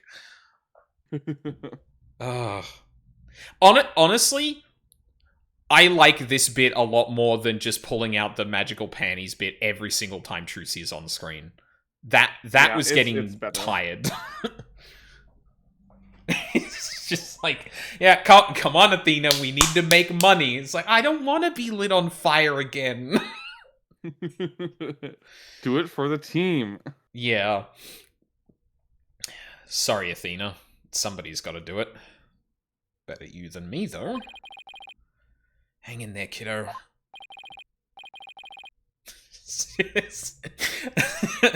Part of Apollo's reasoning for staying in Kurain. Just slow zoom on Apollo, ringing steel in the background, and then like screams and explosions, and he's just like, yeah, no, I'll stay in Kurain. Like, he watches Trucy's next magic show on TV, and he just puts his feet up, gets a thing of popcorn, just shakes it, like, so good now that it's not me. Yeah, you know what? I get it now. This is really entertaining. Oh, come on, Maya. We better get going. I'm assuming that's just, yeah. Well, actually, you know what? How's Charlie doing? It's Charlie. I don't think I checked in with Charlie, like, almost this entire game. You had a lot of opportunities to be fair. That is true. The only cases that you're in America and can like look around are 2 and 5. Oh yeah, because we wouldn't have even had an opportunity in 4. Yeah. Yeah.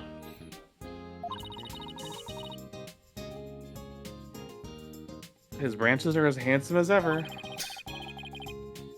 Charlie seems happy to see you too, Maya. His leaves are greener than usual today. Well, he looks super healthy. We always make sure he's watered and well cared for. And by we, I mean Athena and Trucy. Phoenix. Athena watching the blades come to her. For Charlie.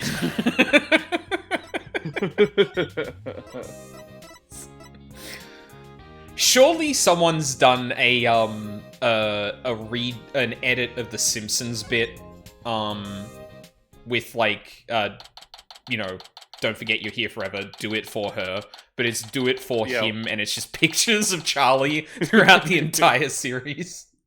I really hope so. If that doesn't exist, I'm making it after this stream. Hello, Ellen. How did your investigation go, Mr. Wright? Before I answer that, I need to ask you something. Was Soren with you when Mr. Gloomsbury attacked you in the reception hall? I'm sorry, I kept it from you. I was afraid that he'd come under suspicion if I told you. So, I kept quiet about it. I'm really sorry. I see. I thought it was probably something like that. Listen, Ellen. I'm afraid I had to make a very difficult decision based on what I found out. What kind of decision?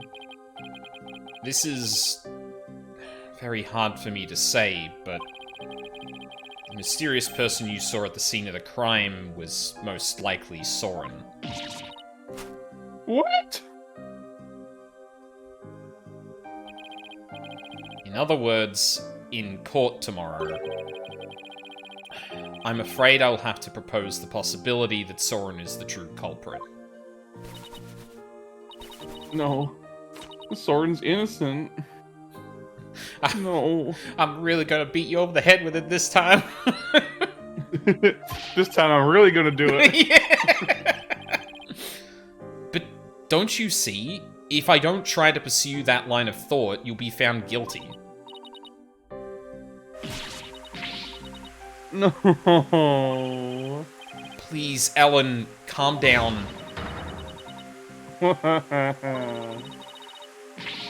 Soren just can't be found guilty. I'd much rather be found guilty instead. Ellen, you can't let yourself think like that. Is she closer to the screen than usual? I feel like she's a lot bigger than she usually is. I think she's leaning in for this animation, yeah. Oh, But- yeah. But no. Marriage is for life, right? Do you really think you can run away from the truth and still be truly happy with him?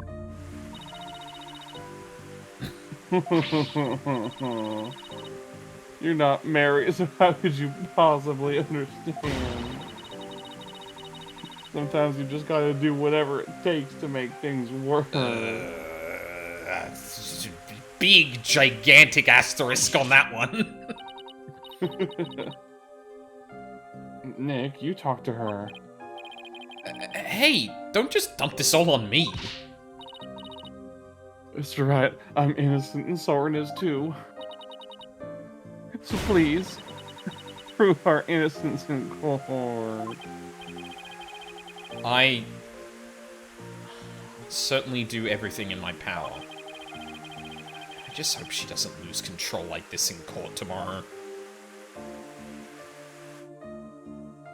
Oh wait, I just remembered who the prosecutor of this case is. Shit. Alright, Edgeworth, time to bully another fragile woman. Oh shit, we are in the trial. Okay. It's a bit of a shorter investigation than I thought. But again, I feel like there's going to be a fair bit to dig into here. Because, like... Because, of note, we didn't discuss anything about the pterodactyl. I just managed to finally find what in the world actually looks like the thing in the court record. But, like, yeah, there's... Jesus Christ. Also, the game didn't move us on from the crime scene investigation until we specifically looked at the emergency door. So, you know. Like, yeah, no, that was the last thing we did. It wasn't like... I guess it could arbitrarily just, like, let you examine everything, but I feel like it's... Yeah. Surely that had some motivation behind it. So the one thing we found out yesterday is that Soren was there at the scene of the crime. I only hope I can get some testimony from him that'll get to the heart of the matter. Mr. Wright. Oh no, if he has, like, short-term memory loss, or, like, a memory condition in general, the fact that the goddamn pages are bloodied probably means he can't remember, and that's actually going to come up in court. Oh, shit. Oh, that's bad.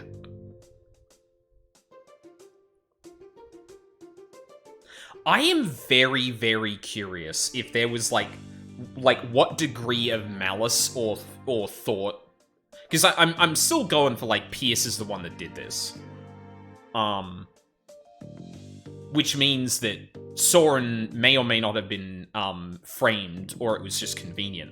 But I do wonder if there's something about it that, like, maybe there is a bit of resentment there, or, like, what angle that would come from.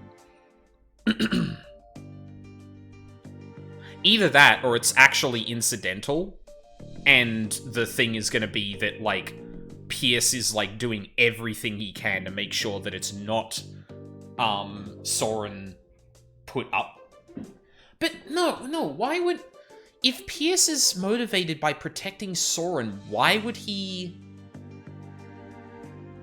just be upfront with the information that would lead to Soren... I guess some of it he did hide, but...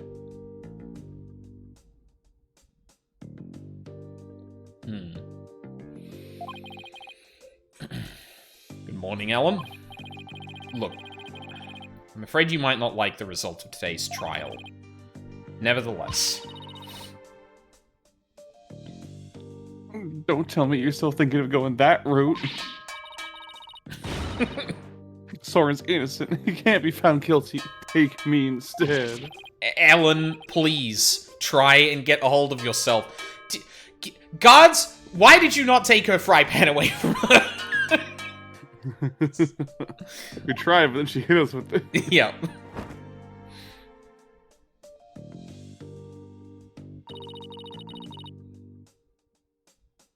I believe in Soren with all my heart. So how dare you doubt him? Wow. Regardless of which of them is found guilty today, it's gonna be devastating for Ellen, isn't it? We'll just have to do everything we can. That's the best we can do, you know? The trial is about to begin, Mr. Wright. Alright. Let's go, Maya. Yeah.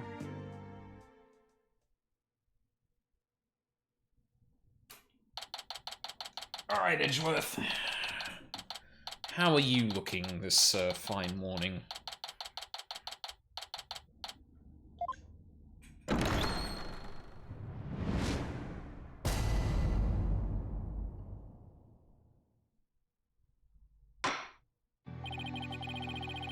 Court is back in session for the trial of Ellen Wyatt. The defense is ready, Your Honor. The prosecution is ready, Your Honor. Let's see now. Where were we? In yesterday's session, we found out about the Sprocket family's conspiracy to cover up the murder of Dumas Gloomsbury with a second reception. Taking advantage of our collective shock, the defense as usual made a nonsensical claim. Is there any possibility we could strike that from the record? Namely, that there was a third party. Sorry. You thought you were going to bring up the time travel thing. Yeah, exactly. It was just like... But I like the idea that Phoenix is like, oh, fucking don't bring up the time travel. And then he says this and he's like, oh, fuck you. Namely, that there was a third party present who struck the victim.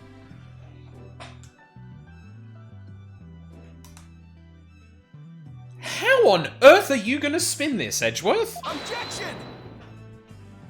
There's no fucking shot. Hey, don't try to make it sound like I made it all up. The defendant herself made a statement about the existence of a third person, and further investigation has only proven her statement to be true. But I presume the defense intends to focus on proving the identity of this third person. Is that alright with you, Mr. Edgeworth? Indeed, Your Honor. In fact, I predict the defense will most likely attempt to name Mr. Soren Sprocket as the true culprit. How did you... The driver during the accident that killed Mr. Sprocket's sister was the victim. Therefore, Mr. Sprocket had a motive to murder Mr. Gloomsbury. That's what you plan to assert, is it not, Mr. Wright? Am I that transparent? Come now, Mr. Wright. Did you really think the police wouldn't uncover this information? Congrats on getting it in one, Mr. Edgeworth. But... Yeah. You're wrong. Soren didn't do it. He's innocent. Miss Wyatt, please. He's innocent, I tell you. Good lord, who allowed her to enter with a fry pan? And Edgeworth's like, I don't object to the fry pan. What is this, Mr. Wright? I thought your claim about the existence of a third person came from the defendant. Don't make me be a penitent, you piece of crap. It did. This is just a minor hiccup. She said Soren didn't do it. She didn't say that she didn't see a third person.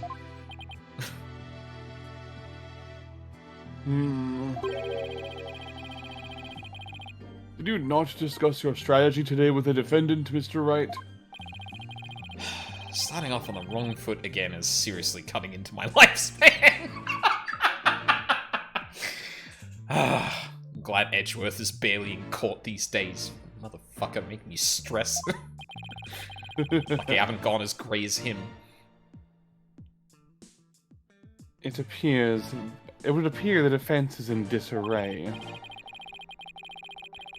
Therefore, the best way to clear things up is to ask Mr. Sprocket what happened. Shit. Your Honor, the prosecution would like to call Soren Sprocket to the stand. What? Very well. Bailiff, please bring Mr. Sprocket to the witness stand. Yeah, and... Oh, fuck. The memory thing is the reason why it needed to be blood and not Soren ripping out the pages, because that's not for our benefit, it's actually to befuddle with Soren. At least if I'm right. Witness, please state your name and occupation.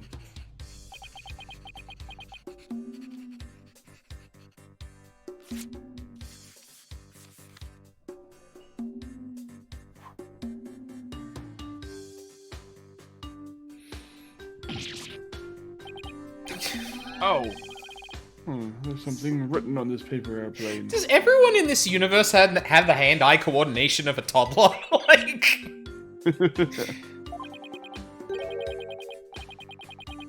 Let's see.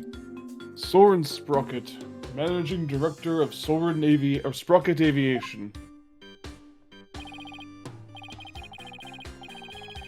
Mr. Sprocket, please give us your answers in words, not paper airplanes.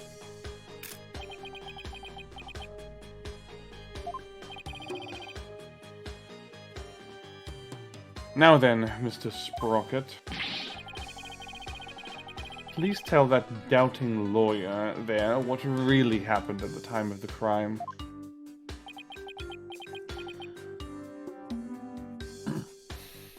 Coaching the witness again, are we, Mr. Edgeworth? Well, Mr. Sprocket?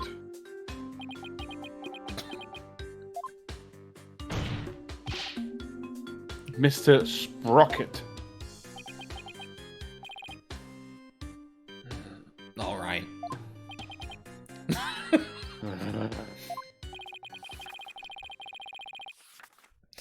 You want me to talk about what happened when the crime occurred? In other words, after the first wedding reception, when Ellen and I were in the reception hall, right?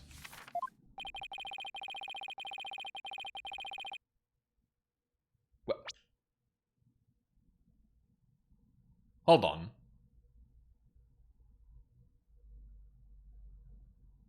When the crime occurred after the first wedding reception? Oh, I guess, yeah, wedding reception runs its entire course, and then afterward is when that actually, directly in between. Yeah, okay, no, it wasn't part... For some reason I was thinking that this crime was part of the first reception, not, afterward, but if it happened in the reception hall, then I guess it had to have been afterward. Not even the power of the court can stop him from marching to the beat of his own drum.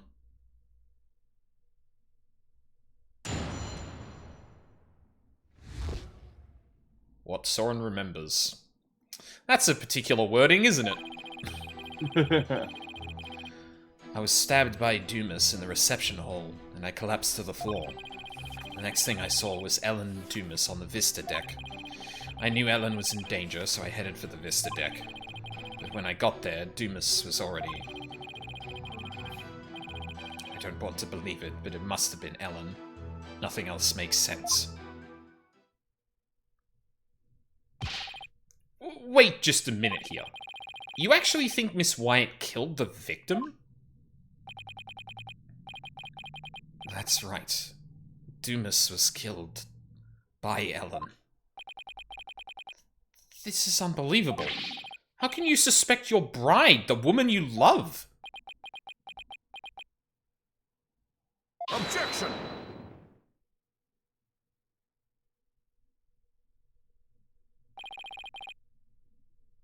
The truth can be cruel. Miss Wyatt, you must be very upset. Is there anything you wish to say? Edgeworth, you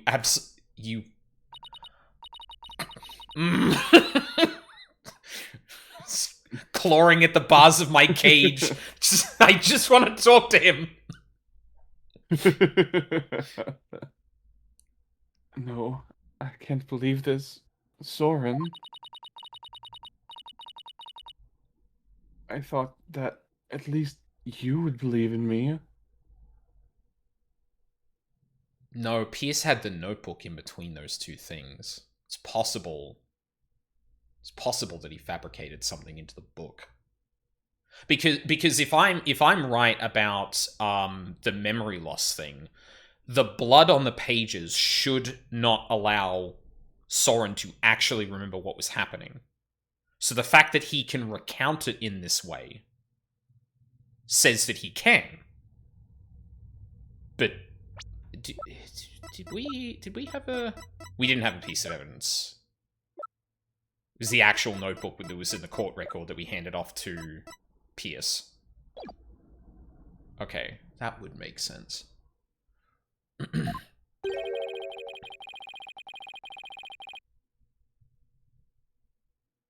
The best way now to show your love for the groom is to admit your guilt and try to atone. Soren. Hold it! Mr. Edgeworth, I haven't even cross-examined the witness yet. And quit picking on the clearly distraught. Yeah, that's not cool, Mr. Edgeworth. Please, I've done this in far worse scenarios than this. A court is where we seek the truth. And the truth is unyielding, even to the truly pitiful. Mr. Edgeworth? I find it distasteful to make a lady cry. Ugh. Et tu, Your Honor? I was in the courtroom that day too, Miss Edgeworth. I know where this can go.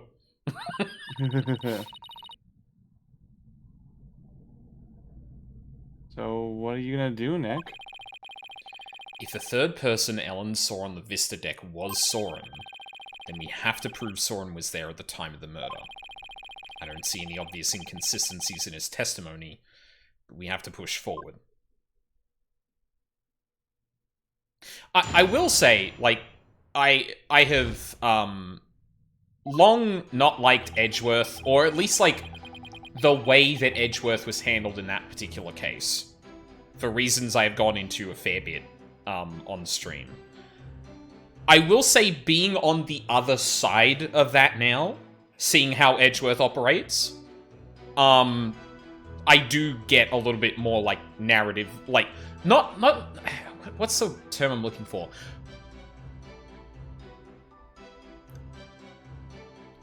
In that instance, I really don't I don't like the writing. Like, I feel like it's missing something there that I feel should have been. Or, yeah. particular people saying the thing. But in this instance, I do think this is demonstrative of that trend with him of not giving two shits about the person who's standing on this, who's at the stand, or their mental health, or anything like that. I want the truth. I'm gonna get the truth. Now, there is a thing here where, like, you know, Edgeworth has a history of coaching witnesses, so, like, I think this was Pierce, to be fair. Like, I think it's Pierce putting something in the book there. But my mind does go to, hang on, Edgeworth did that, but then I need to dial back. It's like, no. The narrative way this should play out is actually Pierce did this. Because, I mean, shit, if Soren has a memory issue, I feel like he'd be almost impossible to coach. Because, like, what's the chance he'll actually remember it 5 minutes from now? Sorry, I'm getting off on a tangent, but I find this more enjoyable to watch play out than... What game and case was it? With Adrian? The fourth case of the second game. Yeah, that's right. I think I was mixing up where we see Andrews in the third game and thinking, wait a second, where does that actually happen? Yeah, no, that was the third game, because that's, Luke at me. But yeah, like, I don't particularly like when the game... Historically, I have not liked it when the game is written Edgeworth like this, but I think given there's been an established thing already, even if I don't like that, this pulls back from the seriousness a little bit, but is still like, Edgeworth is just like, yeah, so confess to the crime, let us fucking get out of here, because that's the truth. I don't care that you're crying on the stand or threatening me with the frying pan. It's my lunchtime. Yes. If we hurried this up, we can get it over before brunch. Stabbed by Dumas in the reception hall. Oh, that's interesting. He claims he got stabbed in the reception hall, but then... Well, I guess the candelabra did move into the hull after Larry took this photo. So, the first one is being prepared for, Larry takes the photo, the candelabra is not there. Then, the attack happens, they're out on the Vista, the thing gets lowered into the hold to prepare Dumas to get shoved into the lantern, which means that the candelabra ends up in the hold. But again, yeah, that would mean that Soren... Well... Same blood. Not like, oh, the stain is indicative at the moment that he got stabbed. No, it's just the blood is there. Pipes to the floor. The next thing I saw was Ellen and Dumas on the Vista deck. I knew Ellen was in danger, so I headed for the Vista deck. But when I got there, Dumas was already... Hold it! Press that, actually. Are you absolutely sure, Mr. Sprocket, that by the time you got to the Vista deck, the murder had already been committed? Yes. But the Vista deck is just on the other side of the glass windows in the reception hall. Shouldn't you have been able to get there right away? Objection!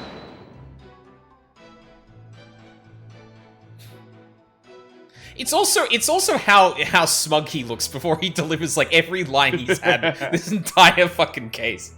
Oh.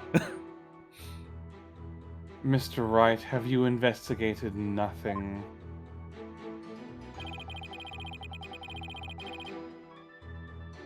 The only way to the Vista deck is to go to the hold and take the lift. Oh.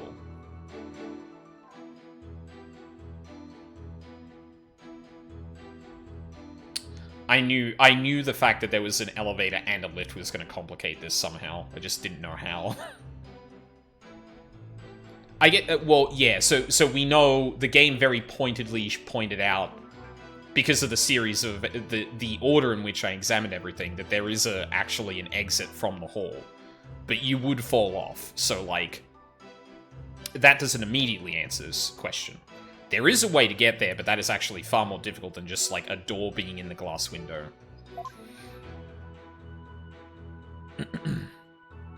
Yep. No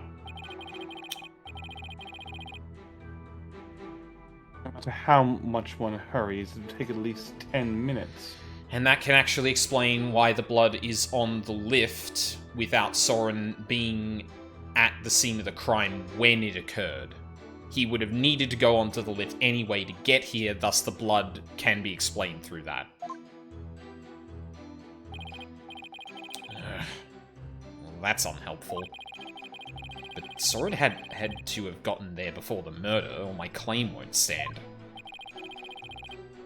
Do you have any ideas for me, Maya?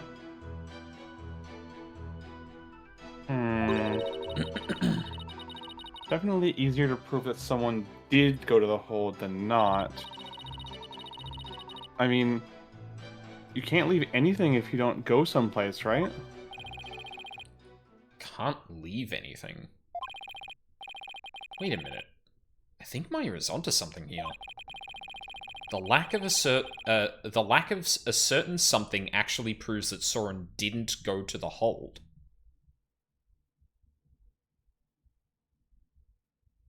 Huh?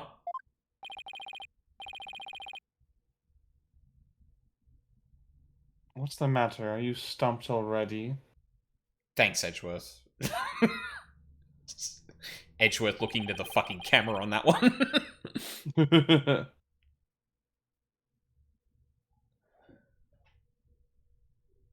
Okay, hold on. Let it play. No, I'm far from stumped, Mr. Edgeworth.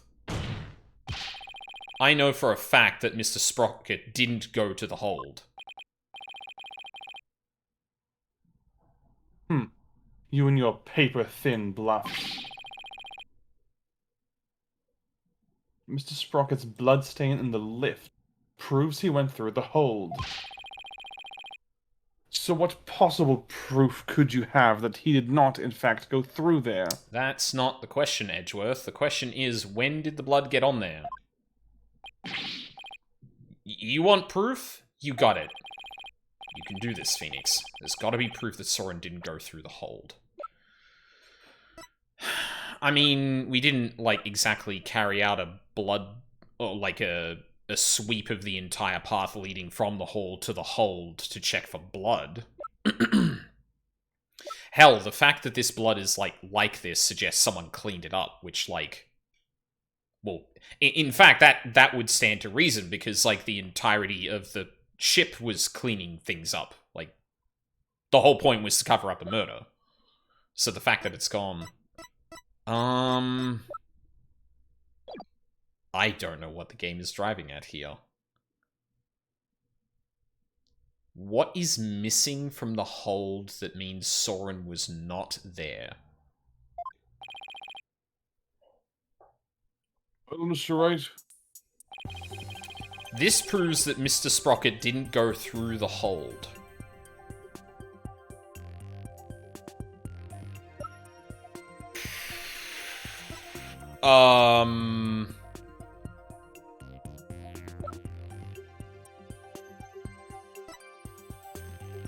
Oh. Duh. Yeah, he never went through the door to the hold. Unless he followed directly behind Dumas, or Pierce let him through, he could not have gotten through that door. And I'm pretty sure Ellen's is probably Larry's doing, so... Take that! As anyone can see from the hold entry record, there's absolutely no mention of Soren Sprocket in entering the hold. The defense asserts that Mr. Sprocket used a different route to get to the Vista deck.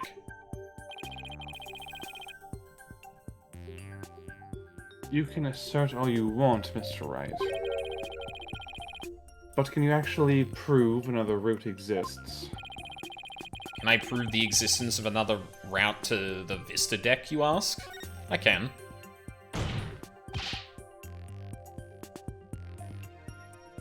I can prove it. I mean, if it's just a bluff, I have to present something. Anything that could prove the existence of a faster route to the Vista deck. Very well then, Mr. Wright. Show us how Mr. Sprocket got to the Vista deck. How about this big fucking Mr. Sprocket made the Vista deck, made for the Vista deck through here. Take that! Bam. To save his bride from danger, Mr. Sprocket opened the escape hatch and made his way along the outside wall to the Vista deck. Isn't that right, Mr. Sprocket?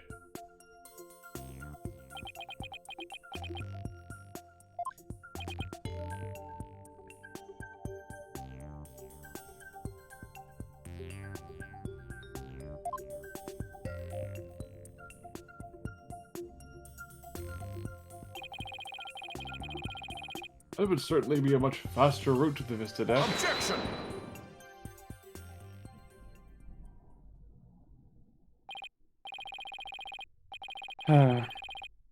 I'm disappointed, Mr. Wright. Is that really the best you could muster?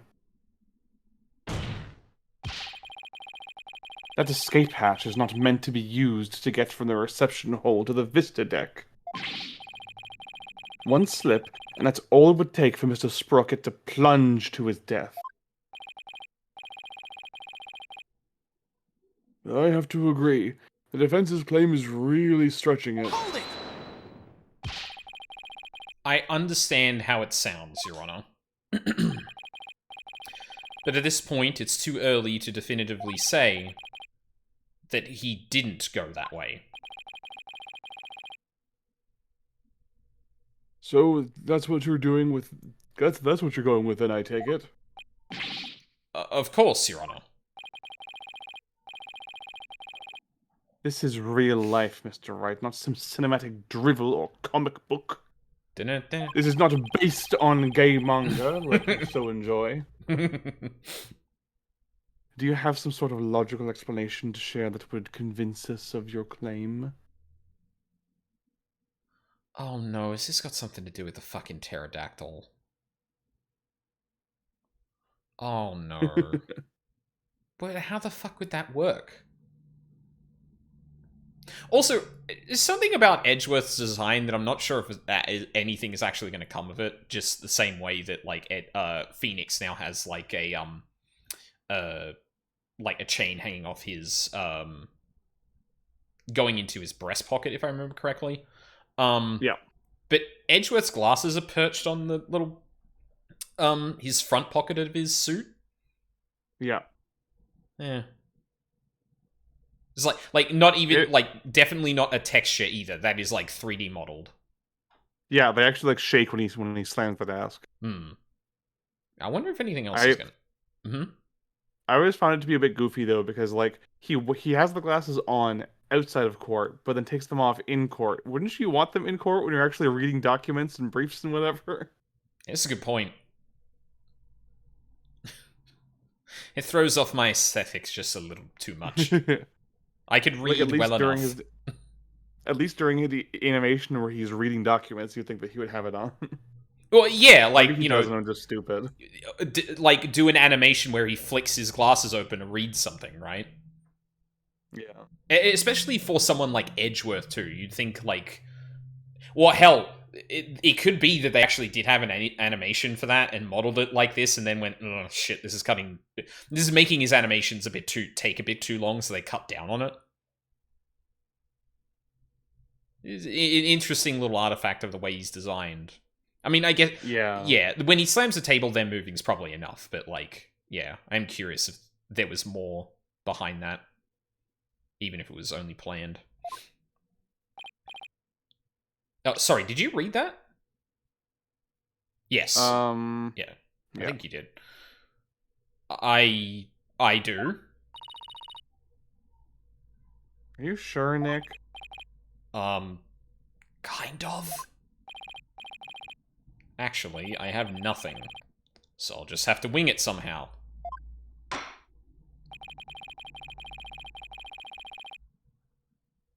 On what do you base your theory that Mr. Sprocket made his way along the outside? My theory that he was able to go along the outside wall despite the danger is based on the power of money.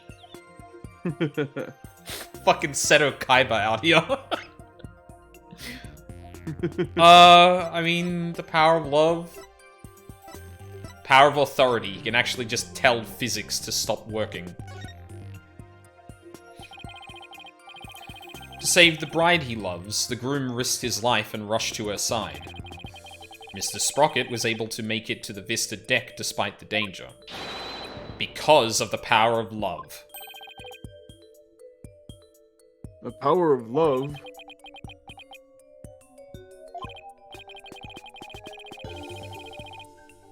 That love is a source of strength that can help one overcome any obstacle.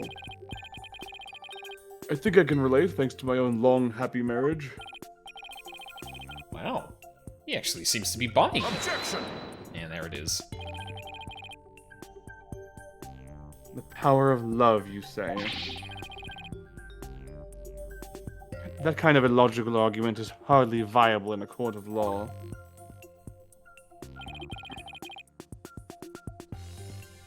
Wouldn't you agree, Your Honor?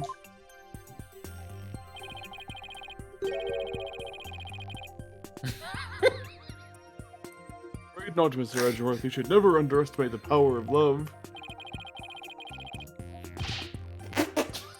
Which I won't. I tried that. Thank you very much. Either that or Ace Edgeworth, which, yeah. Also pretty cool.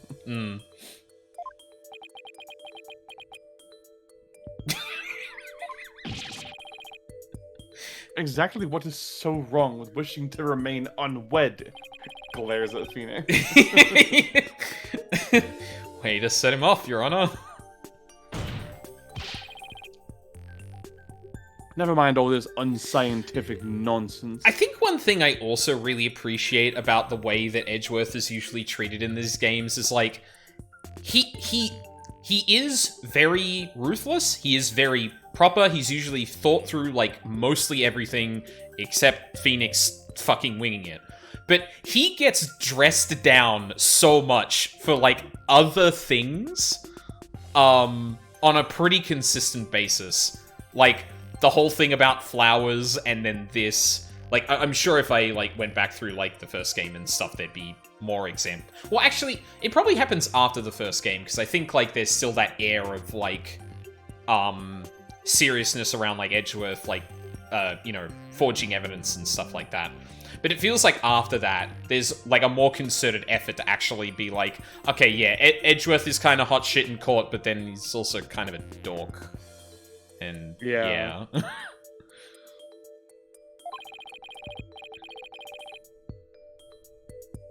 Are you aware, Mr. Wright, that at the time of the crime,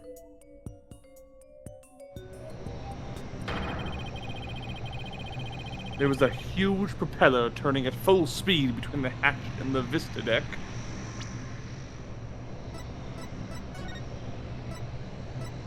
We don't have a really good picture of the thing. It doesn't even look like... It doesn't even look like that from the picture that's on the pamphlet. But, like, I don't know if he's saying that the blades were literally in his way or they were just... either way.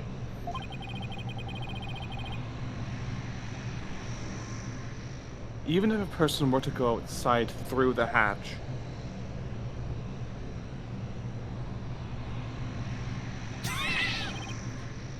they'd be blown away in an instant. Ugh! What does your power of love get you now, Mr. Wright? A huge spinning propeller, you say? Hmm.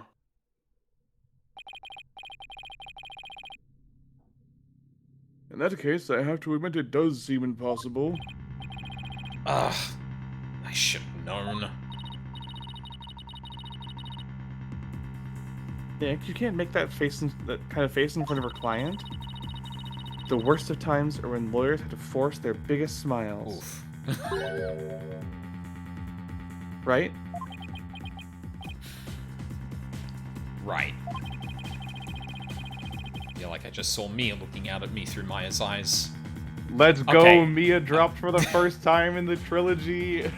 Oh, you're right. I was gonna say, like, alright, we didn't really need that. But no, actually, you might have needed that, because if you only played this trilogy, you wouldn't fucking know who Mia is!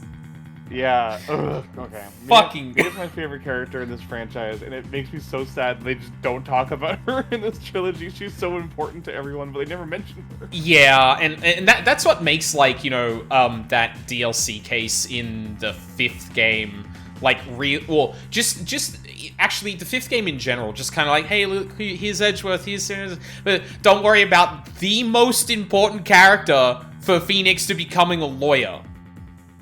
Like, fucking hell. God. Fuck. That could have been a better impetus for Phoenix coming back to lawyering, is like...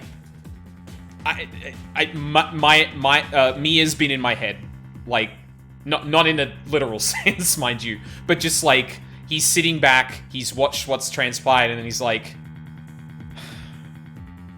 No, I can't not do this anymore. I need to be helping people. If not for me, then for Mia. Like... Anyway. Yeah. What's wrong, Nick? Why are you gaping at me like a giant sunfish? Thank you, Maya. Or a mola mola, as they call it.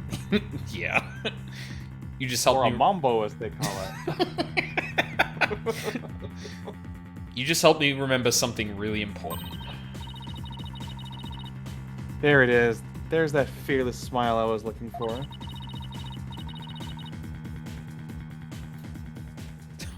Now, give us a mind-blowing theory, just like you always do. Now I feel confident saying the game is laying it on a bit too thick.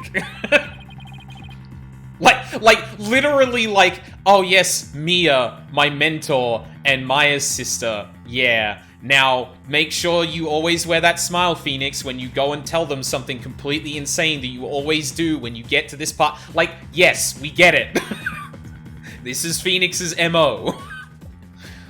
God. I have to turn my thinking around.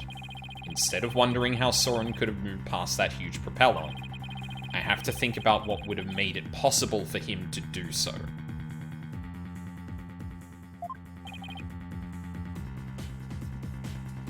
Your Honor? Mr. Wright only makes that ridiculous face when his back is pressed up against the wall. Ayo. I know this because of reasons. Non-homosexual reasons, I assure you. Elaborate. Banish such thoughts from your mind. Hold it! Too late. Mr. Edgeworth. It's still far too early to discount my theory. What are you talking about? The airship's large spinning propellers have already shredded it to pieces. But, if we think a little more outside the box... Oh, here we go. I'm sure we can find a way he could have made it. Stop trying to stall, Mr. Wright. And show us how it could have even been remotely possible, if at all.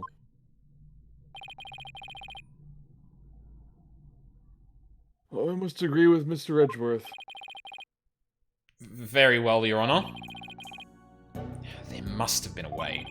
Some way that Soren could have moved along the wall in spite of the propeller. Now then, Mr. Wright. What specifically would have made it possible? Pterodactyl got jammed in the propellers. He got to the deck some other way. Nope. The airship wasn't flying.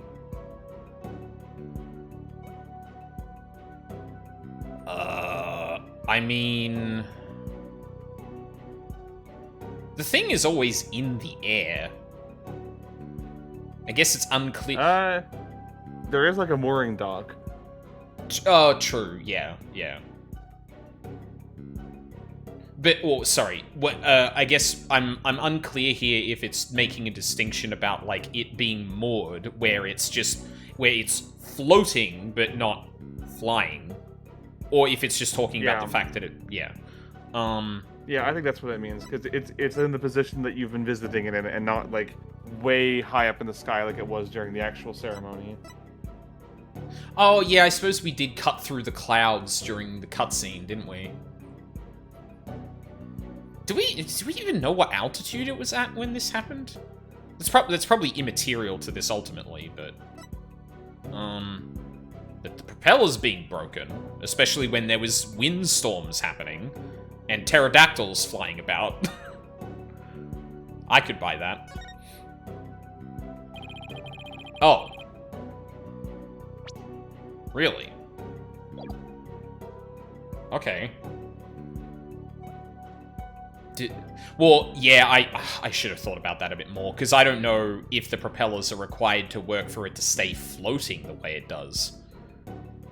I don't know what kind of airship it is, so... Shit, sorry, I didn't even read the thing. I propose that the propellers were broken, and therefore weren't turning at the time. That does make the theory sound plausible, yes. What do you think, Mr. Edgeworth? I haven't heard any report that the propellers were broken at the time. Besides, if the propellers had broken during the flight, the airship would have been careening out of control, wouldn't it? Would it not? I feel like we're about to point out... Well, I understand the logic here, but I do feel like we're about to point out that the thing wasn't even flying in the first place. But then the thing is that it's not flying. That's why you could get past the propellers, not the fact that they may have been broken. Well, it certainly would have stopped the festivities, wouldn't it? Also, if that airship was in the air when this happened, how the fuck did the map of that thing fly up in such a way that Larry could see it? Like... Yeah, exactly. Oh shit, that ties it to the ground. Oh, motherfucker. That might not be the full logic, but that certainly suggests it's closer to the ground than it should have been. No way in hell is that, like, reaching the altitudes a fucking airship should be able to. Yeah. Otherwise, that was a storm of the fucking century. Yeah. Well, and that's where I was kind of like... That's where I'm looking at that thing going, how the fuck did that... is a big-ass airship that can fly through the sky. I suppose that's true. I'm not gonna lie, when we started talking about this and the propeller got in the way, I was like, oh no. Did he manage to, like, swing or something with the pterodactyl as a, like, kind of, like, anchor, that he could stand on and, like, you know, swing himself up there, and that's why Larry saw that, but no. Mr. Wright, you will refrain from spouting such groundless claptrap ever again. Well said, Mr. Edgeworth. And Mr. Wright, here's a penalty to help you remember. Also, it doesn't happen too often, and sometimes I'm too caught up in the fact that I got it wrong to notice if this is a consistent if this is not always the case. But I will say that is actually one of the most reasonable, like, Phoenix, for fuck's sake, you are just making that claim without actually knowing, and we actually know that that's not the case. Like, come the fuck on. Like, usually the error is, like, Phoenix going way too far with something or saying something outright bullshit. I feel like that was the most reasonable, like, well, no, that doesn't actually make sense. Can you not make baseless claims, please? But I don't know. Like, that could easily be a thing of just the particular errors I've made. Only the propellers were stopped for some reason. Would have made it possible for Soren to get to the Vista deck. Your Honor, please let me start over. This is how it would have been possible for Mr. Sprocket to get to the Vista deck. The airship wasn't flying. What allowed Mr. Sprocket to get along, to go along the outside wall in spite of the propellers, is the location of the flying chapel at the time of the crime. Location of the flying chapel? But wasn't it flying high in the sky? No, Your Honor, I'm afraid it wasn't. What? Then where was it? That is also a pretty, like, because your assumption, especially for, like, a planned outage or something like that, would be that the airship is in the sky, flying around, because, yeah. But, like, obviously still being in the air, but at the mooring dock is, like, enough of a vibe. Plus, I feel like with just, like, logistically, it would make more sense for it to be moored for a voyage that has a bunch of people who aren't used to being on an airship. Like, that feels like it's just asking for someone to, like, fall off or something. Yeah. At the time of the murder, the airship wasn't flying through the sky, but moored to the ground. What? And if the airship wasn't flying, then that means the propellers weren't turning.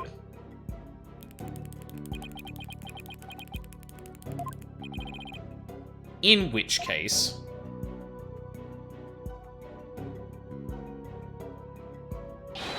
Mr. Sprocket could have gotten to the Vista deck along the outside wall. Isn't that right, Mr. Sprocket? Oh. Oh! Ooh! Ooh! Ow! Oh no! Oh fucking god damn it! That's like the nail thing all over again. Ugh! You alright? Yeah, I was just like, ouch, ow, that hurt, that fucking hurts. Because I've done that before. Yeah, same here. Ugh. I don't remember. Ow. He stabbed himself with his pencil. That's gonna leave a mark. Objection! Even if the propellers weren't turning, it would have been far too risky to go that way. I will say too, it's a cute touch that they made him spin into that action. Yeah. Because, yeah, it's just like you're spinning it in your fingers, you don't realize which way it goes, and you just instinctively go to hit it because you're about to do the nervous tick.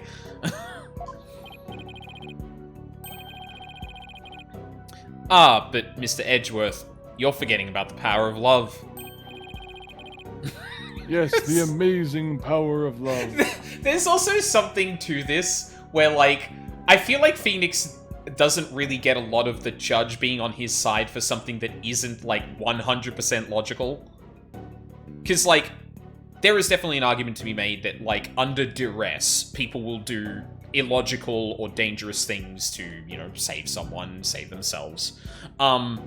But that's not an argument in and of itself. And I feel like in any other scenario, like, the judge would be going, I don't know about that. But I do like that this is one of these instances where the judge is like, no, that makes 100% sense, Mr. Wright. Miss Edgeworth, why don't you consider this logical? Like... Yeah, absolutely. Not this again. I feel like they also, like, shade his eyes a lot darker when he's like this. They do, yeah, and it's Yeah. it's a holdover from his Ace Attorney 1 sprite, which had darker eyes in general, if memory serves. Mm-hmm. Because, you know, he was meant to be, like, dark and evil, and then he you know, supposedly moves past that. But it is very funny. Yeah, yeah. Yeah, like, yeah, explicitly removed there. Like, it's like fucking smudged eyeshadow. It is, isn't it? Yeah.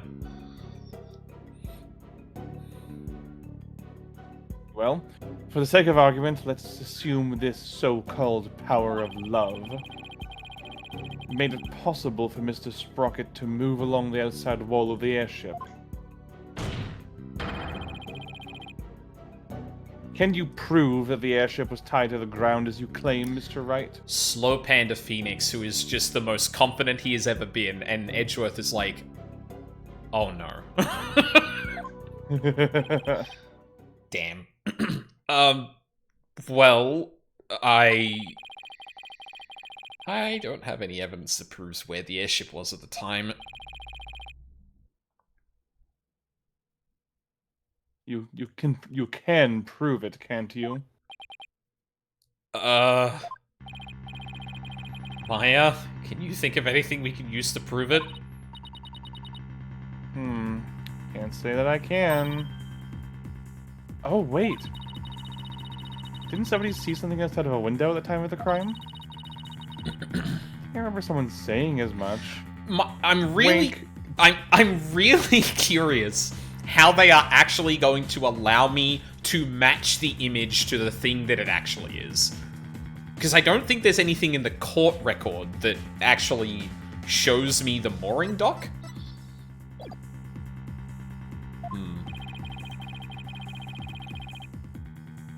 I will say, I don't like that they led you to this piece of evidence this way. It seems I don't like it either. Yeah, it's too clean. It's too easy. Yeah, it's like they're Maya is just like, oh well, if we could like it definitely is like a good argument, right? It's like, okay, well we don't have evidence that it was tied up. Do you have any evidence that suggests where it might have been? You look out the window, sure, but I like, and this is just me being selfish to some degree, I really wanted Phoenix to just ask Paul Larry's evidence and just be like, well, and everyone being like, how? What? You know what? I'll let you cook. I want to see this.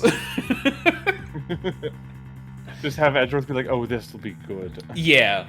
And it still can do that, no doubt about it, but we were already playing to Phoenix being in a corner, and Maya just being like, well, just look out the window is like a bit too clean, and I would have really preferred that both of them would go, oh, we can't, like that, no, we can't, that's not, I guess we have to show that piece of evidence, like... That probably leans on the fourth wall a little bit in terms of like, well, no, I don't know if it does. I was gonna say that like maybe being a bit too on the nose with, oh my god, it's Larry evidence, would be a bit too much of a wink and a nudge. But in universe, everyone is just like, oh my god, not this guy on the fucking stand again. Like the second he enters, he gets Phoenix and Edgeworth and the judge both all frustrated at him within like sentences. Anyway, do I have a piece of evidence that shows what was outside the airship? Well, what are you waiting for? This piece of evidence shows what was outside the airship at the time of the crime. Take that! It's practically the same line. This piece of evidence shows what was outside the airship at the time of the murder. Kind of lousy drawing is that? I mean, I feel like that's actually pretty decent. Like, I'm no artist, but the, vanishing points in there seems to line up all right. It's a drawing made by Larry Butts. Audible sigh from the audience.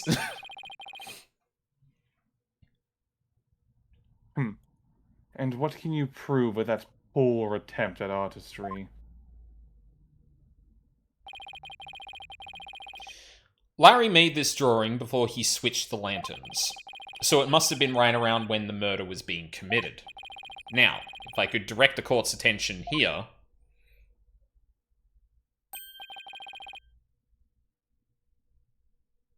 Is that a pterodactyl? Does that mean that the airship actually went back in time to the Cretaceous period? Objection! We've already proven that time travel is nothing more than a gimmick, did we not?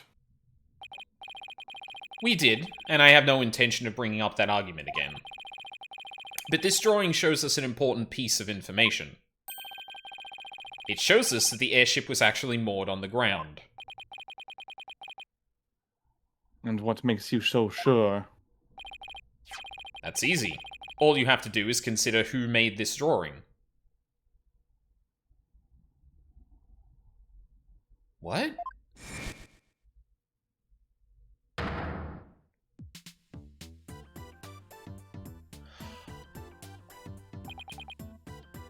How did he get on?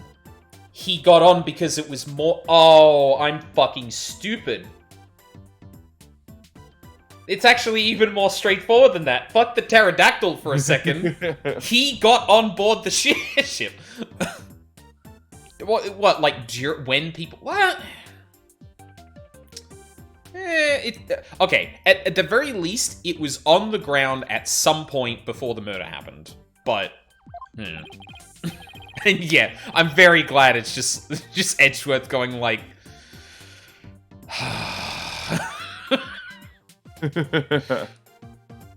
That's right. It was Mr. Butts. And we both know what he's like. He must have seen something else and mistaken it for a pterodactyl. Oh, okay, that's more the line. Yeah.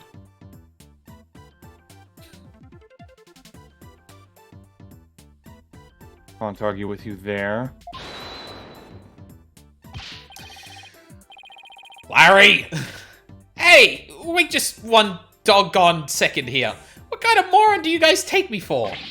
I saw it with my own eyes! A pterodactyl flew right by the window, I tell you.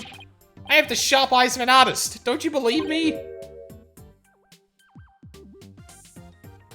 No. Nick? Nope. Some friends you guys are. What about the judge? You believe me, right, Your Honor? I'm sorry, but I'm afraid you need to leave this courtroom. Bailiff, if you would. Come on, buddy, let's go. Why doesn't anyone believe me? Don't take it personally, Larry. I know you're just being... well, you.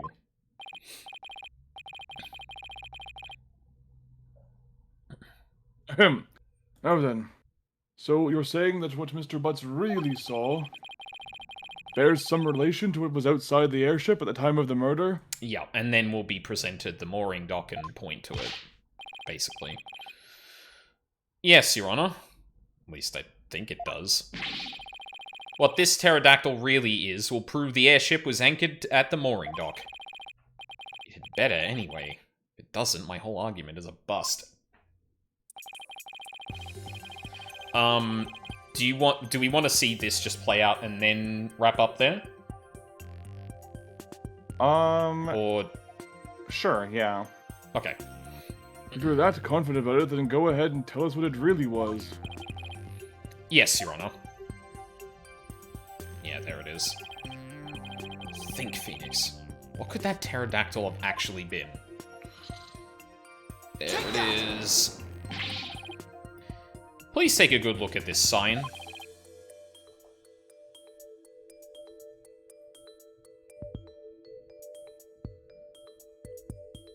Mina? The sign? Oh, yep.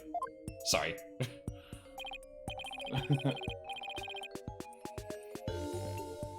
It appears to have been broken and then repaired. But what does this sign have to do with the pterodactyl? Please focus on this part of the sign. The part that broke off and got reattached? What about it? How about we turn it like this?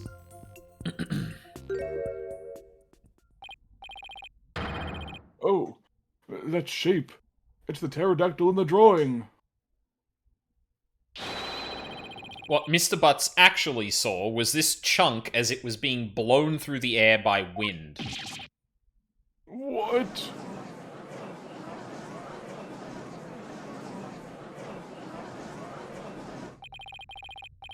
On the day of the murder, there were some heavy winds in the area of the mooring dock. But it's hard to imagine that this sign would make it up as high as an airship would fly. That means the flying chapel must have been anchored to the mooring dock that night. Isn't that right, Mr. Sprocket? Objection!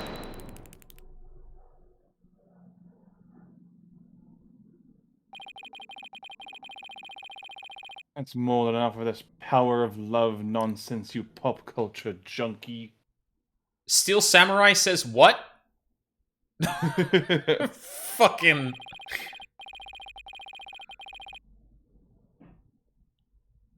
Present the proof all you want, but your argument is based far too much in conjecture.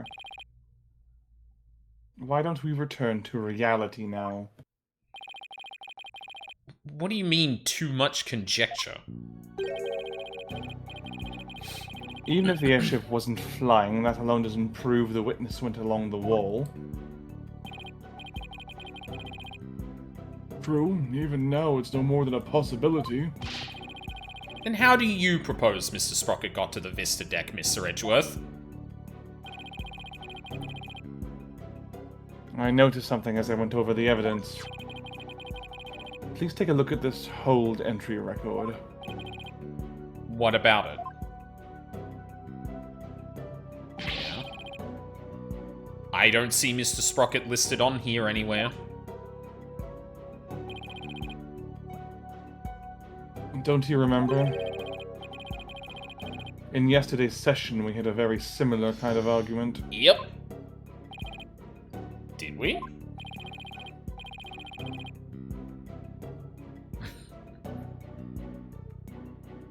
Honestly, Mr. Wright, are you going senile already? We talked about Larry Butts using the defendant's keycard to enter the hold. Oh. We did talk about that, didn't we? In other words, even if a person's name isn't on the entry record, it's still possible for that person to have entered using someone else's keycard. That is true. Mr. Sprocket. You entered the hold with Mr. Nickety, did you not? Go on.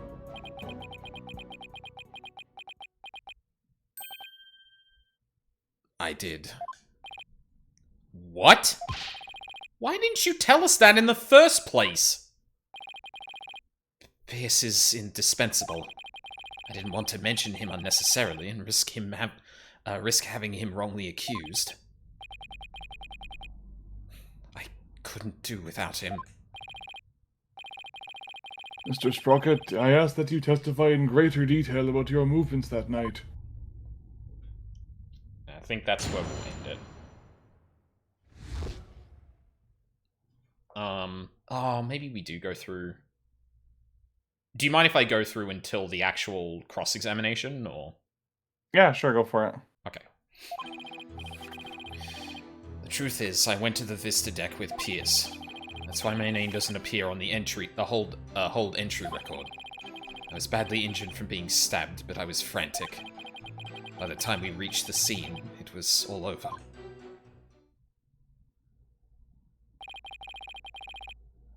Well, this doesn't help me one bit.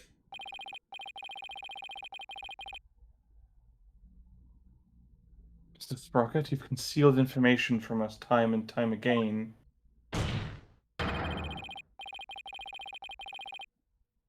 Who do you think you are, treating this court of law with such irreverence?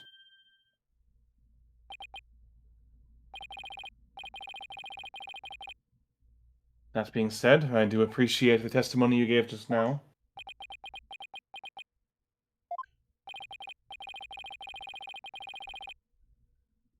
Thanks to you, we now know why your name doesn't appear on the entry record. Now there are no more inconsistencies in the witness's testimony. Because I don't have to actually prove that that's true, unlike you, Mr. Wright. Don't you love guilty until proven innocent? That's Mr. Edgeworth for you. He never leaves a loose end dangling. You okay, Nick? I wouldn't exactly call the situation okay. Somehow I'll have to coax the information we need for an opening out of him. If I even can, that is. Alright. There we go. Save. Secrets unveiled.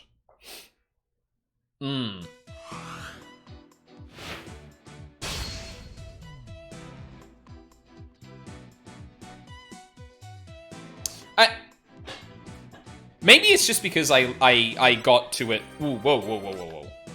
Hang on. Let's keep the music consistent. Thank you. Maybe it's just because I had already figured it out, but like the Larry thing was definitely swept away very quickly. Well, Larry's evidence at least. Just it, like the argument immediate, and obviously this is Edgeworth's maneuvering, but the argument immediately went from, well, you don't know if it was actually moored to the ground, to, well, even if it was, that doesn't explain anything. Which makes me. You planted the seed, so now you can come back to it later. Exactly. So like it must be relevant later that they were actually moored to the ground. I'm just not really sure why.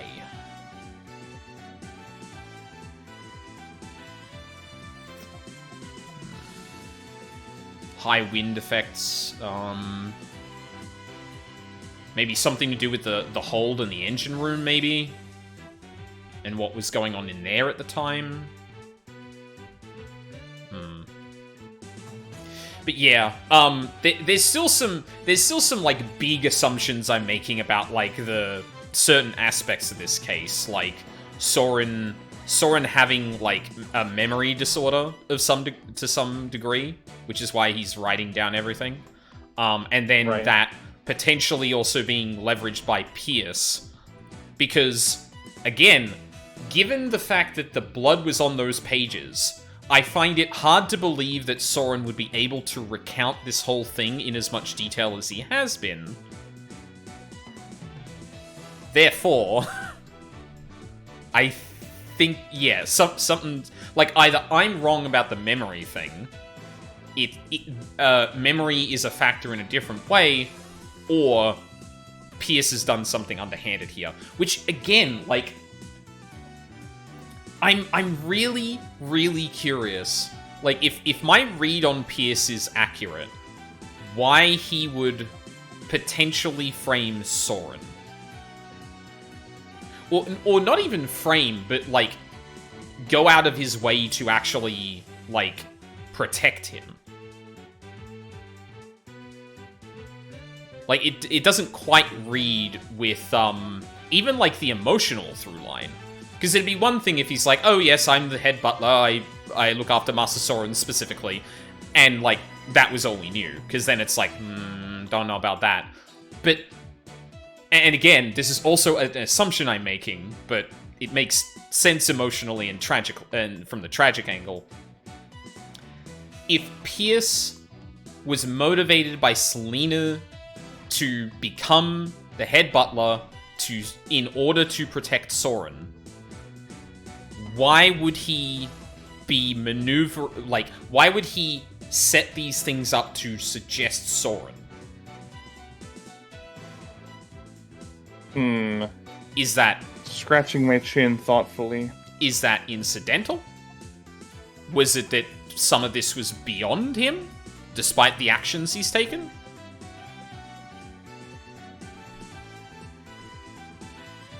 Yeah. Inch resting. Very interesting. Indeed. But yeah, that'll be it for today then, and I've got to stew with all of these, like, big assumptions in my head until, we can play next. How is your next weekend looking? So I might have a commitment on the Saturday night, so we could try to do this on Friday if you're free, or else just take a week off. I could probably do your Friday, my Saturday. Yeah, that should work then. Yeah, the only thing I'd be doing is streaming. I don't think I've got anything commitment-wise until the beginning of May, so that should be clear. Yeah, cool. I guess. Yeah, let's get this finished before May, because I know I'll have a 3-week period in May where I won't be available due to con season. Oh, gotcha. Yeah. Okay. So what? Okay, we were talking about next weekend. What about the weekend after that? Would that? So the 25th I should be free. The 2nd I'll need to get back to you about. There are a lot of plans floating around. Okay. My busy period doesn't start until the weekend of the 15th. Then that weekend, the next weekend, and the weekend after that, I know I have commitments all 3 weekends, like for the whole weekend. So. Okay, so if we were to try and get you, myself, and Luca onto a stream and just chat about Ace Attorney, there's like 2 weekends we can aim to kind of do that before you get swept up in con stuff. Yeah, I'd say so. Okay, cool. We'll need to start talking about that then to see when Luca's free. Yes, more planning ahead.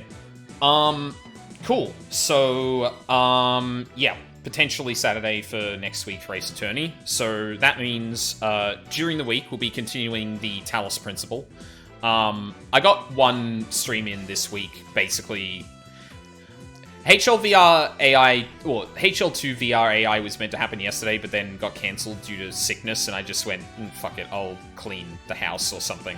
And then, was it Thursday and Friday night, I was really busy, and live later on Friday night. So, yeah, didn't get much to it this week, but, should be Thursday, Friday. I'll obviously confirm sometime during the week for more Talos Principle. And then on the weekend, should be Ace Attorney on Saturday. We'll check in before I throw up the schedule. And then we should be returning to Unbeatable on Sunday then. Yeah, apparently I can't play that game for 2 weekends straight.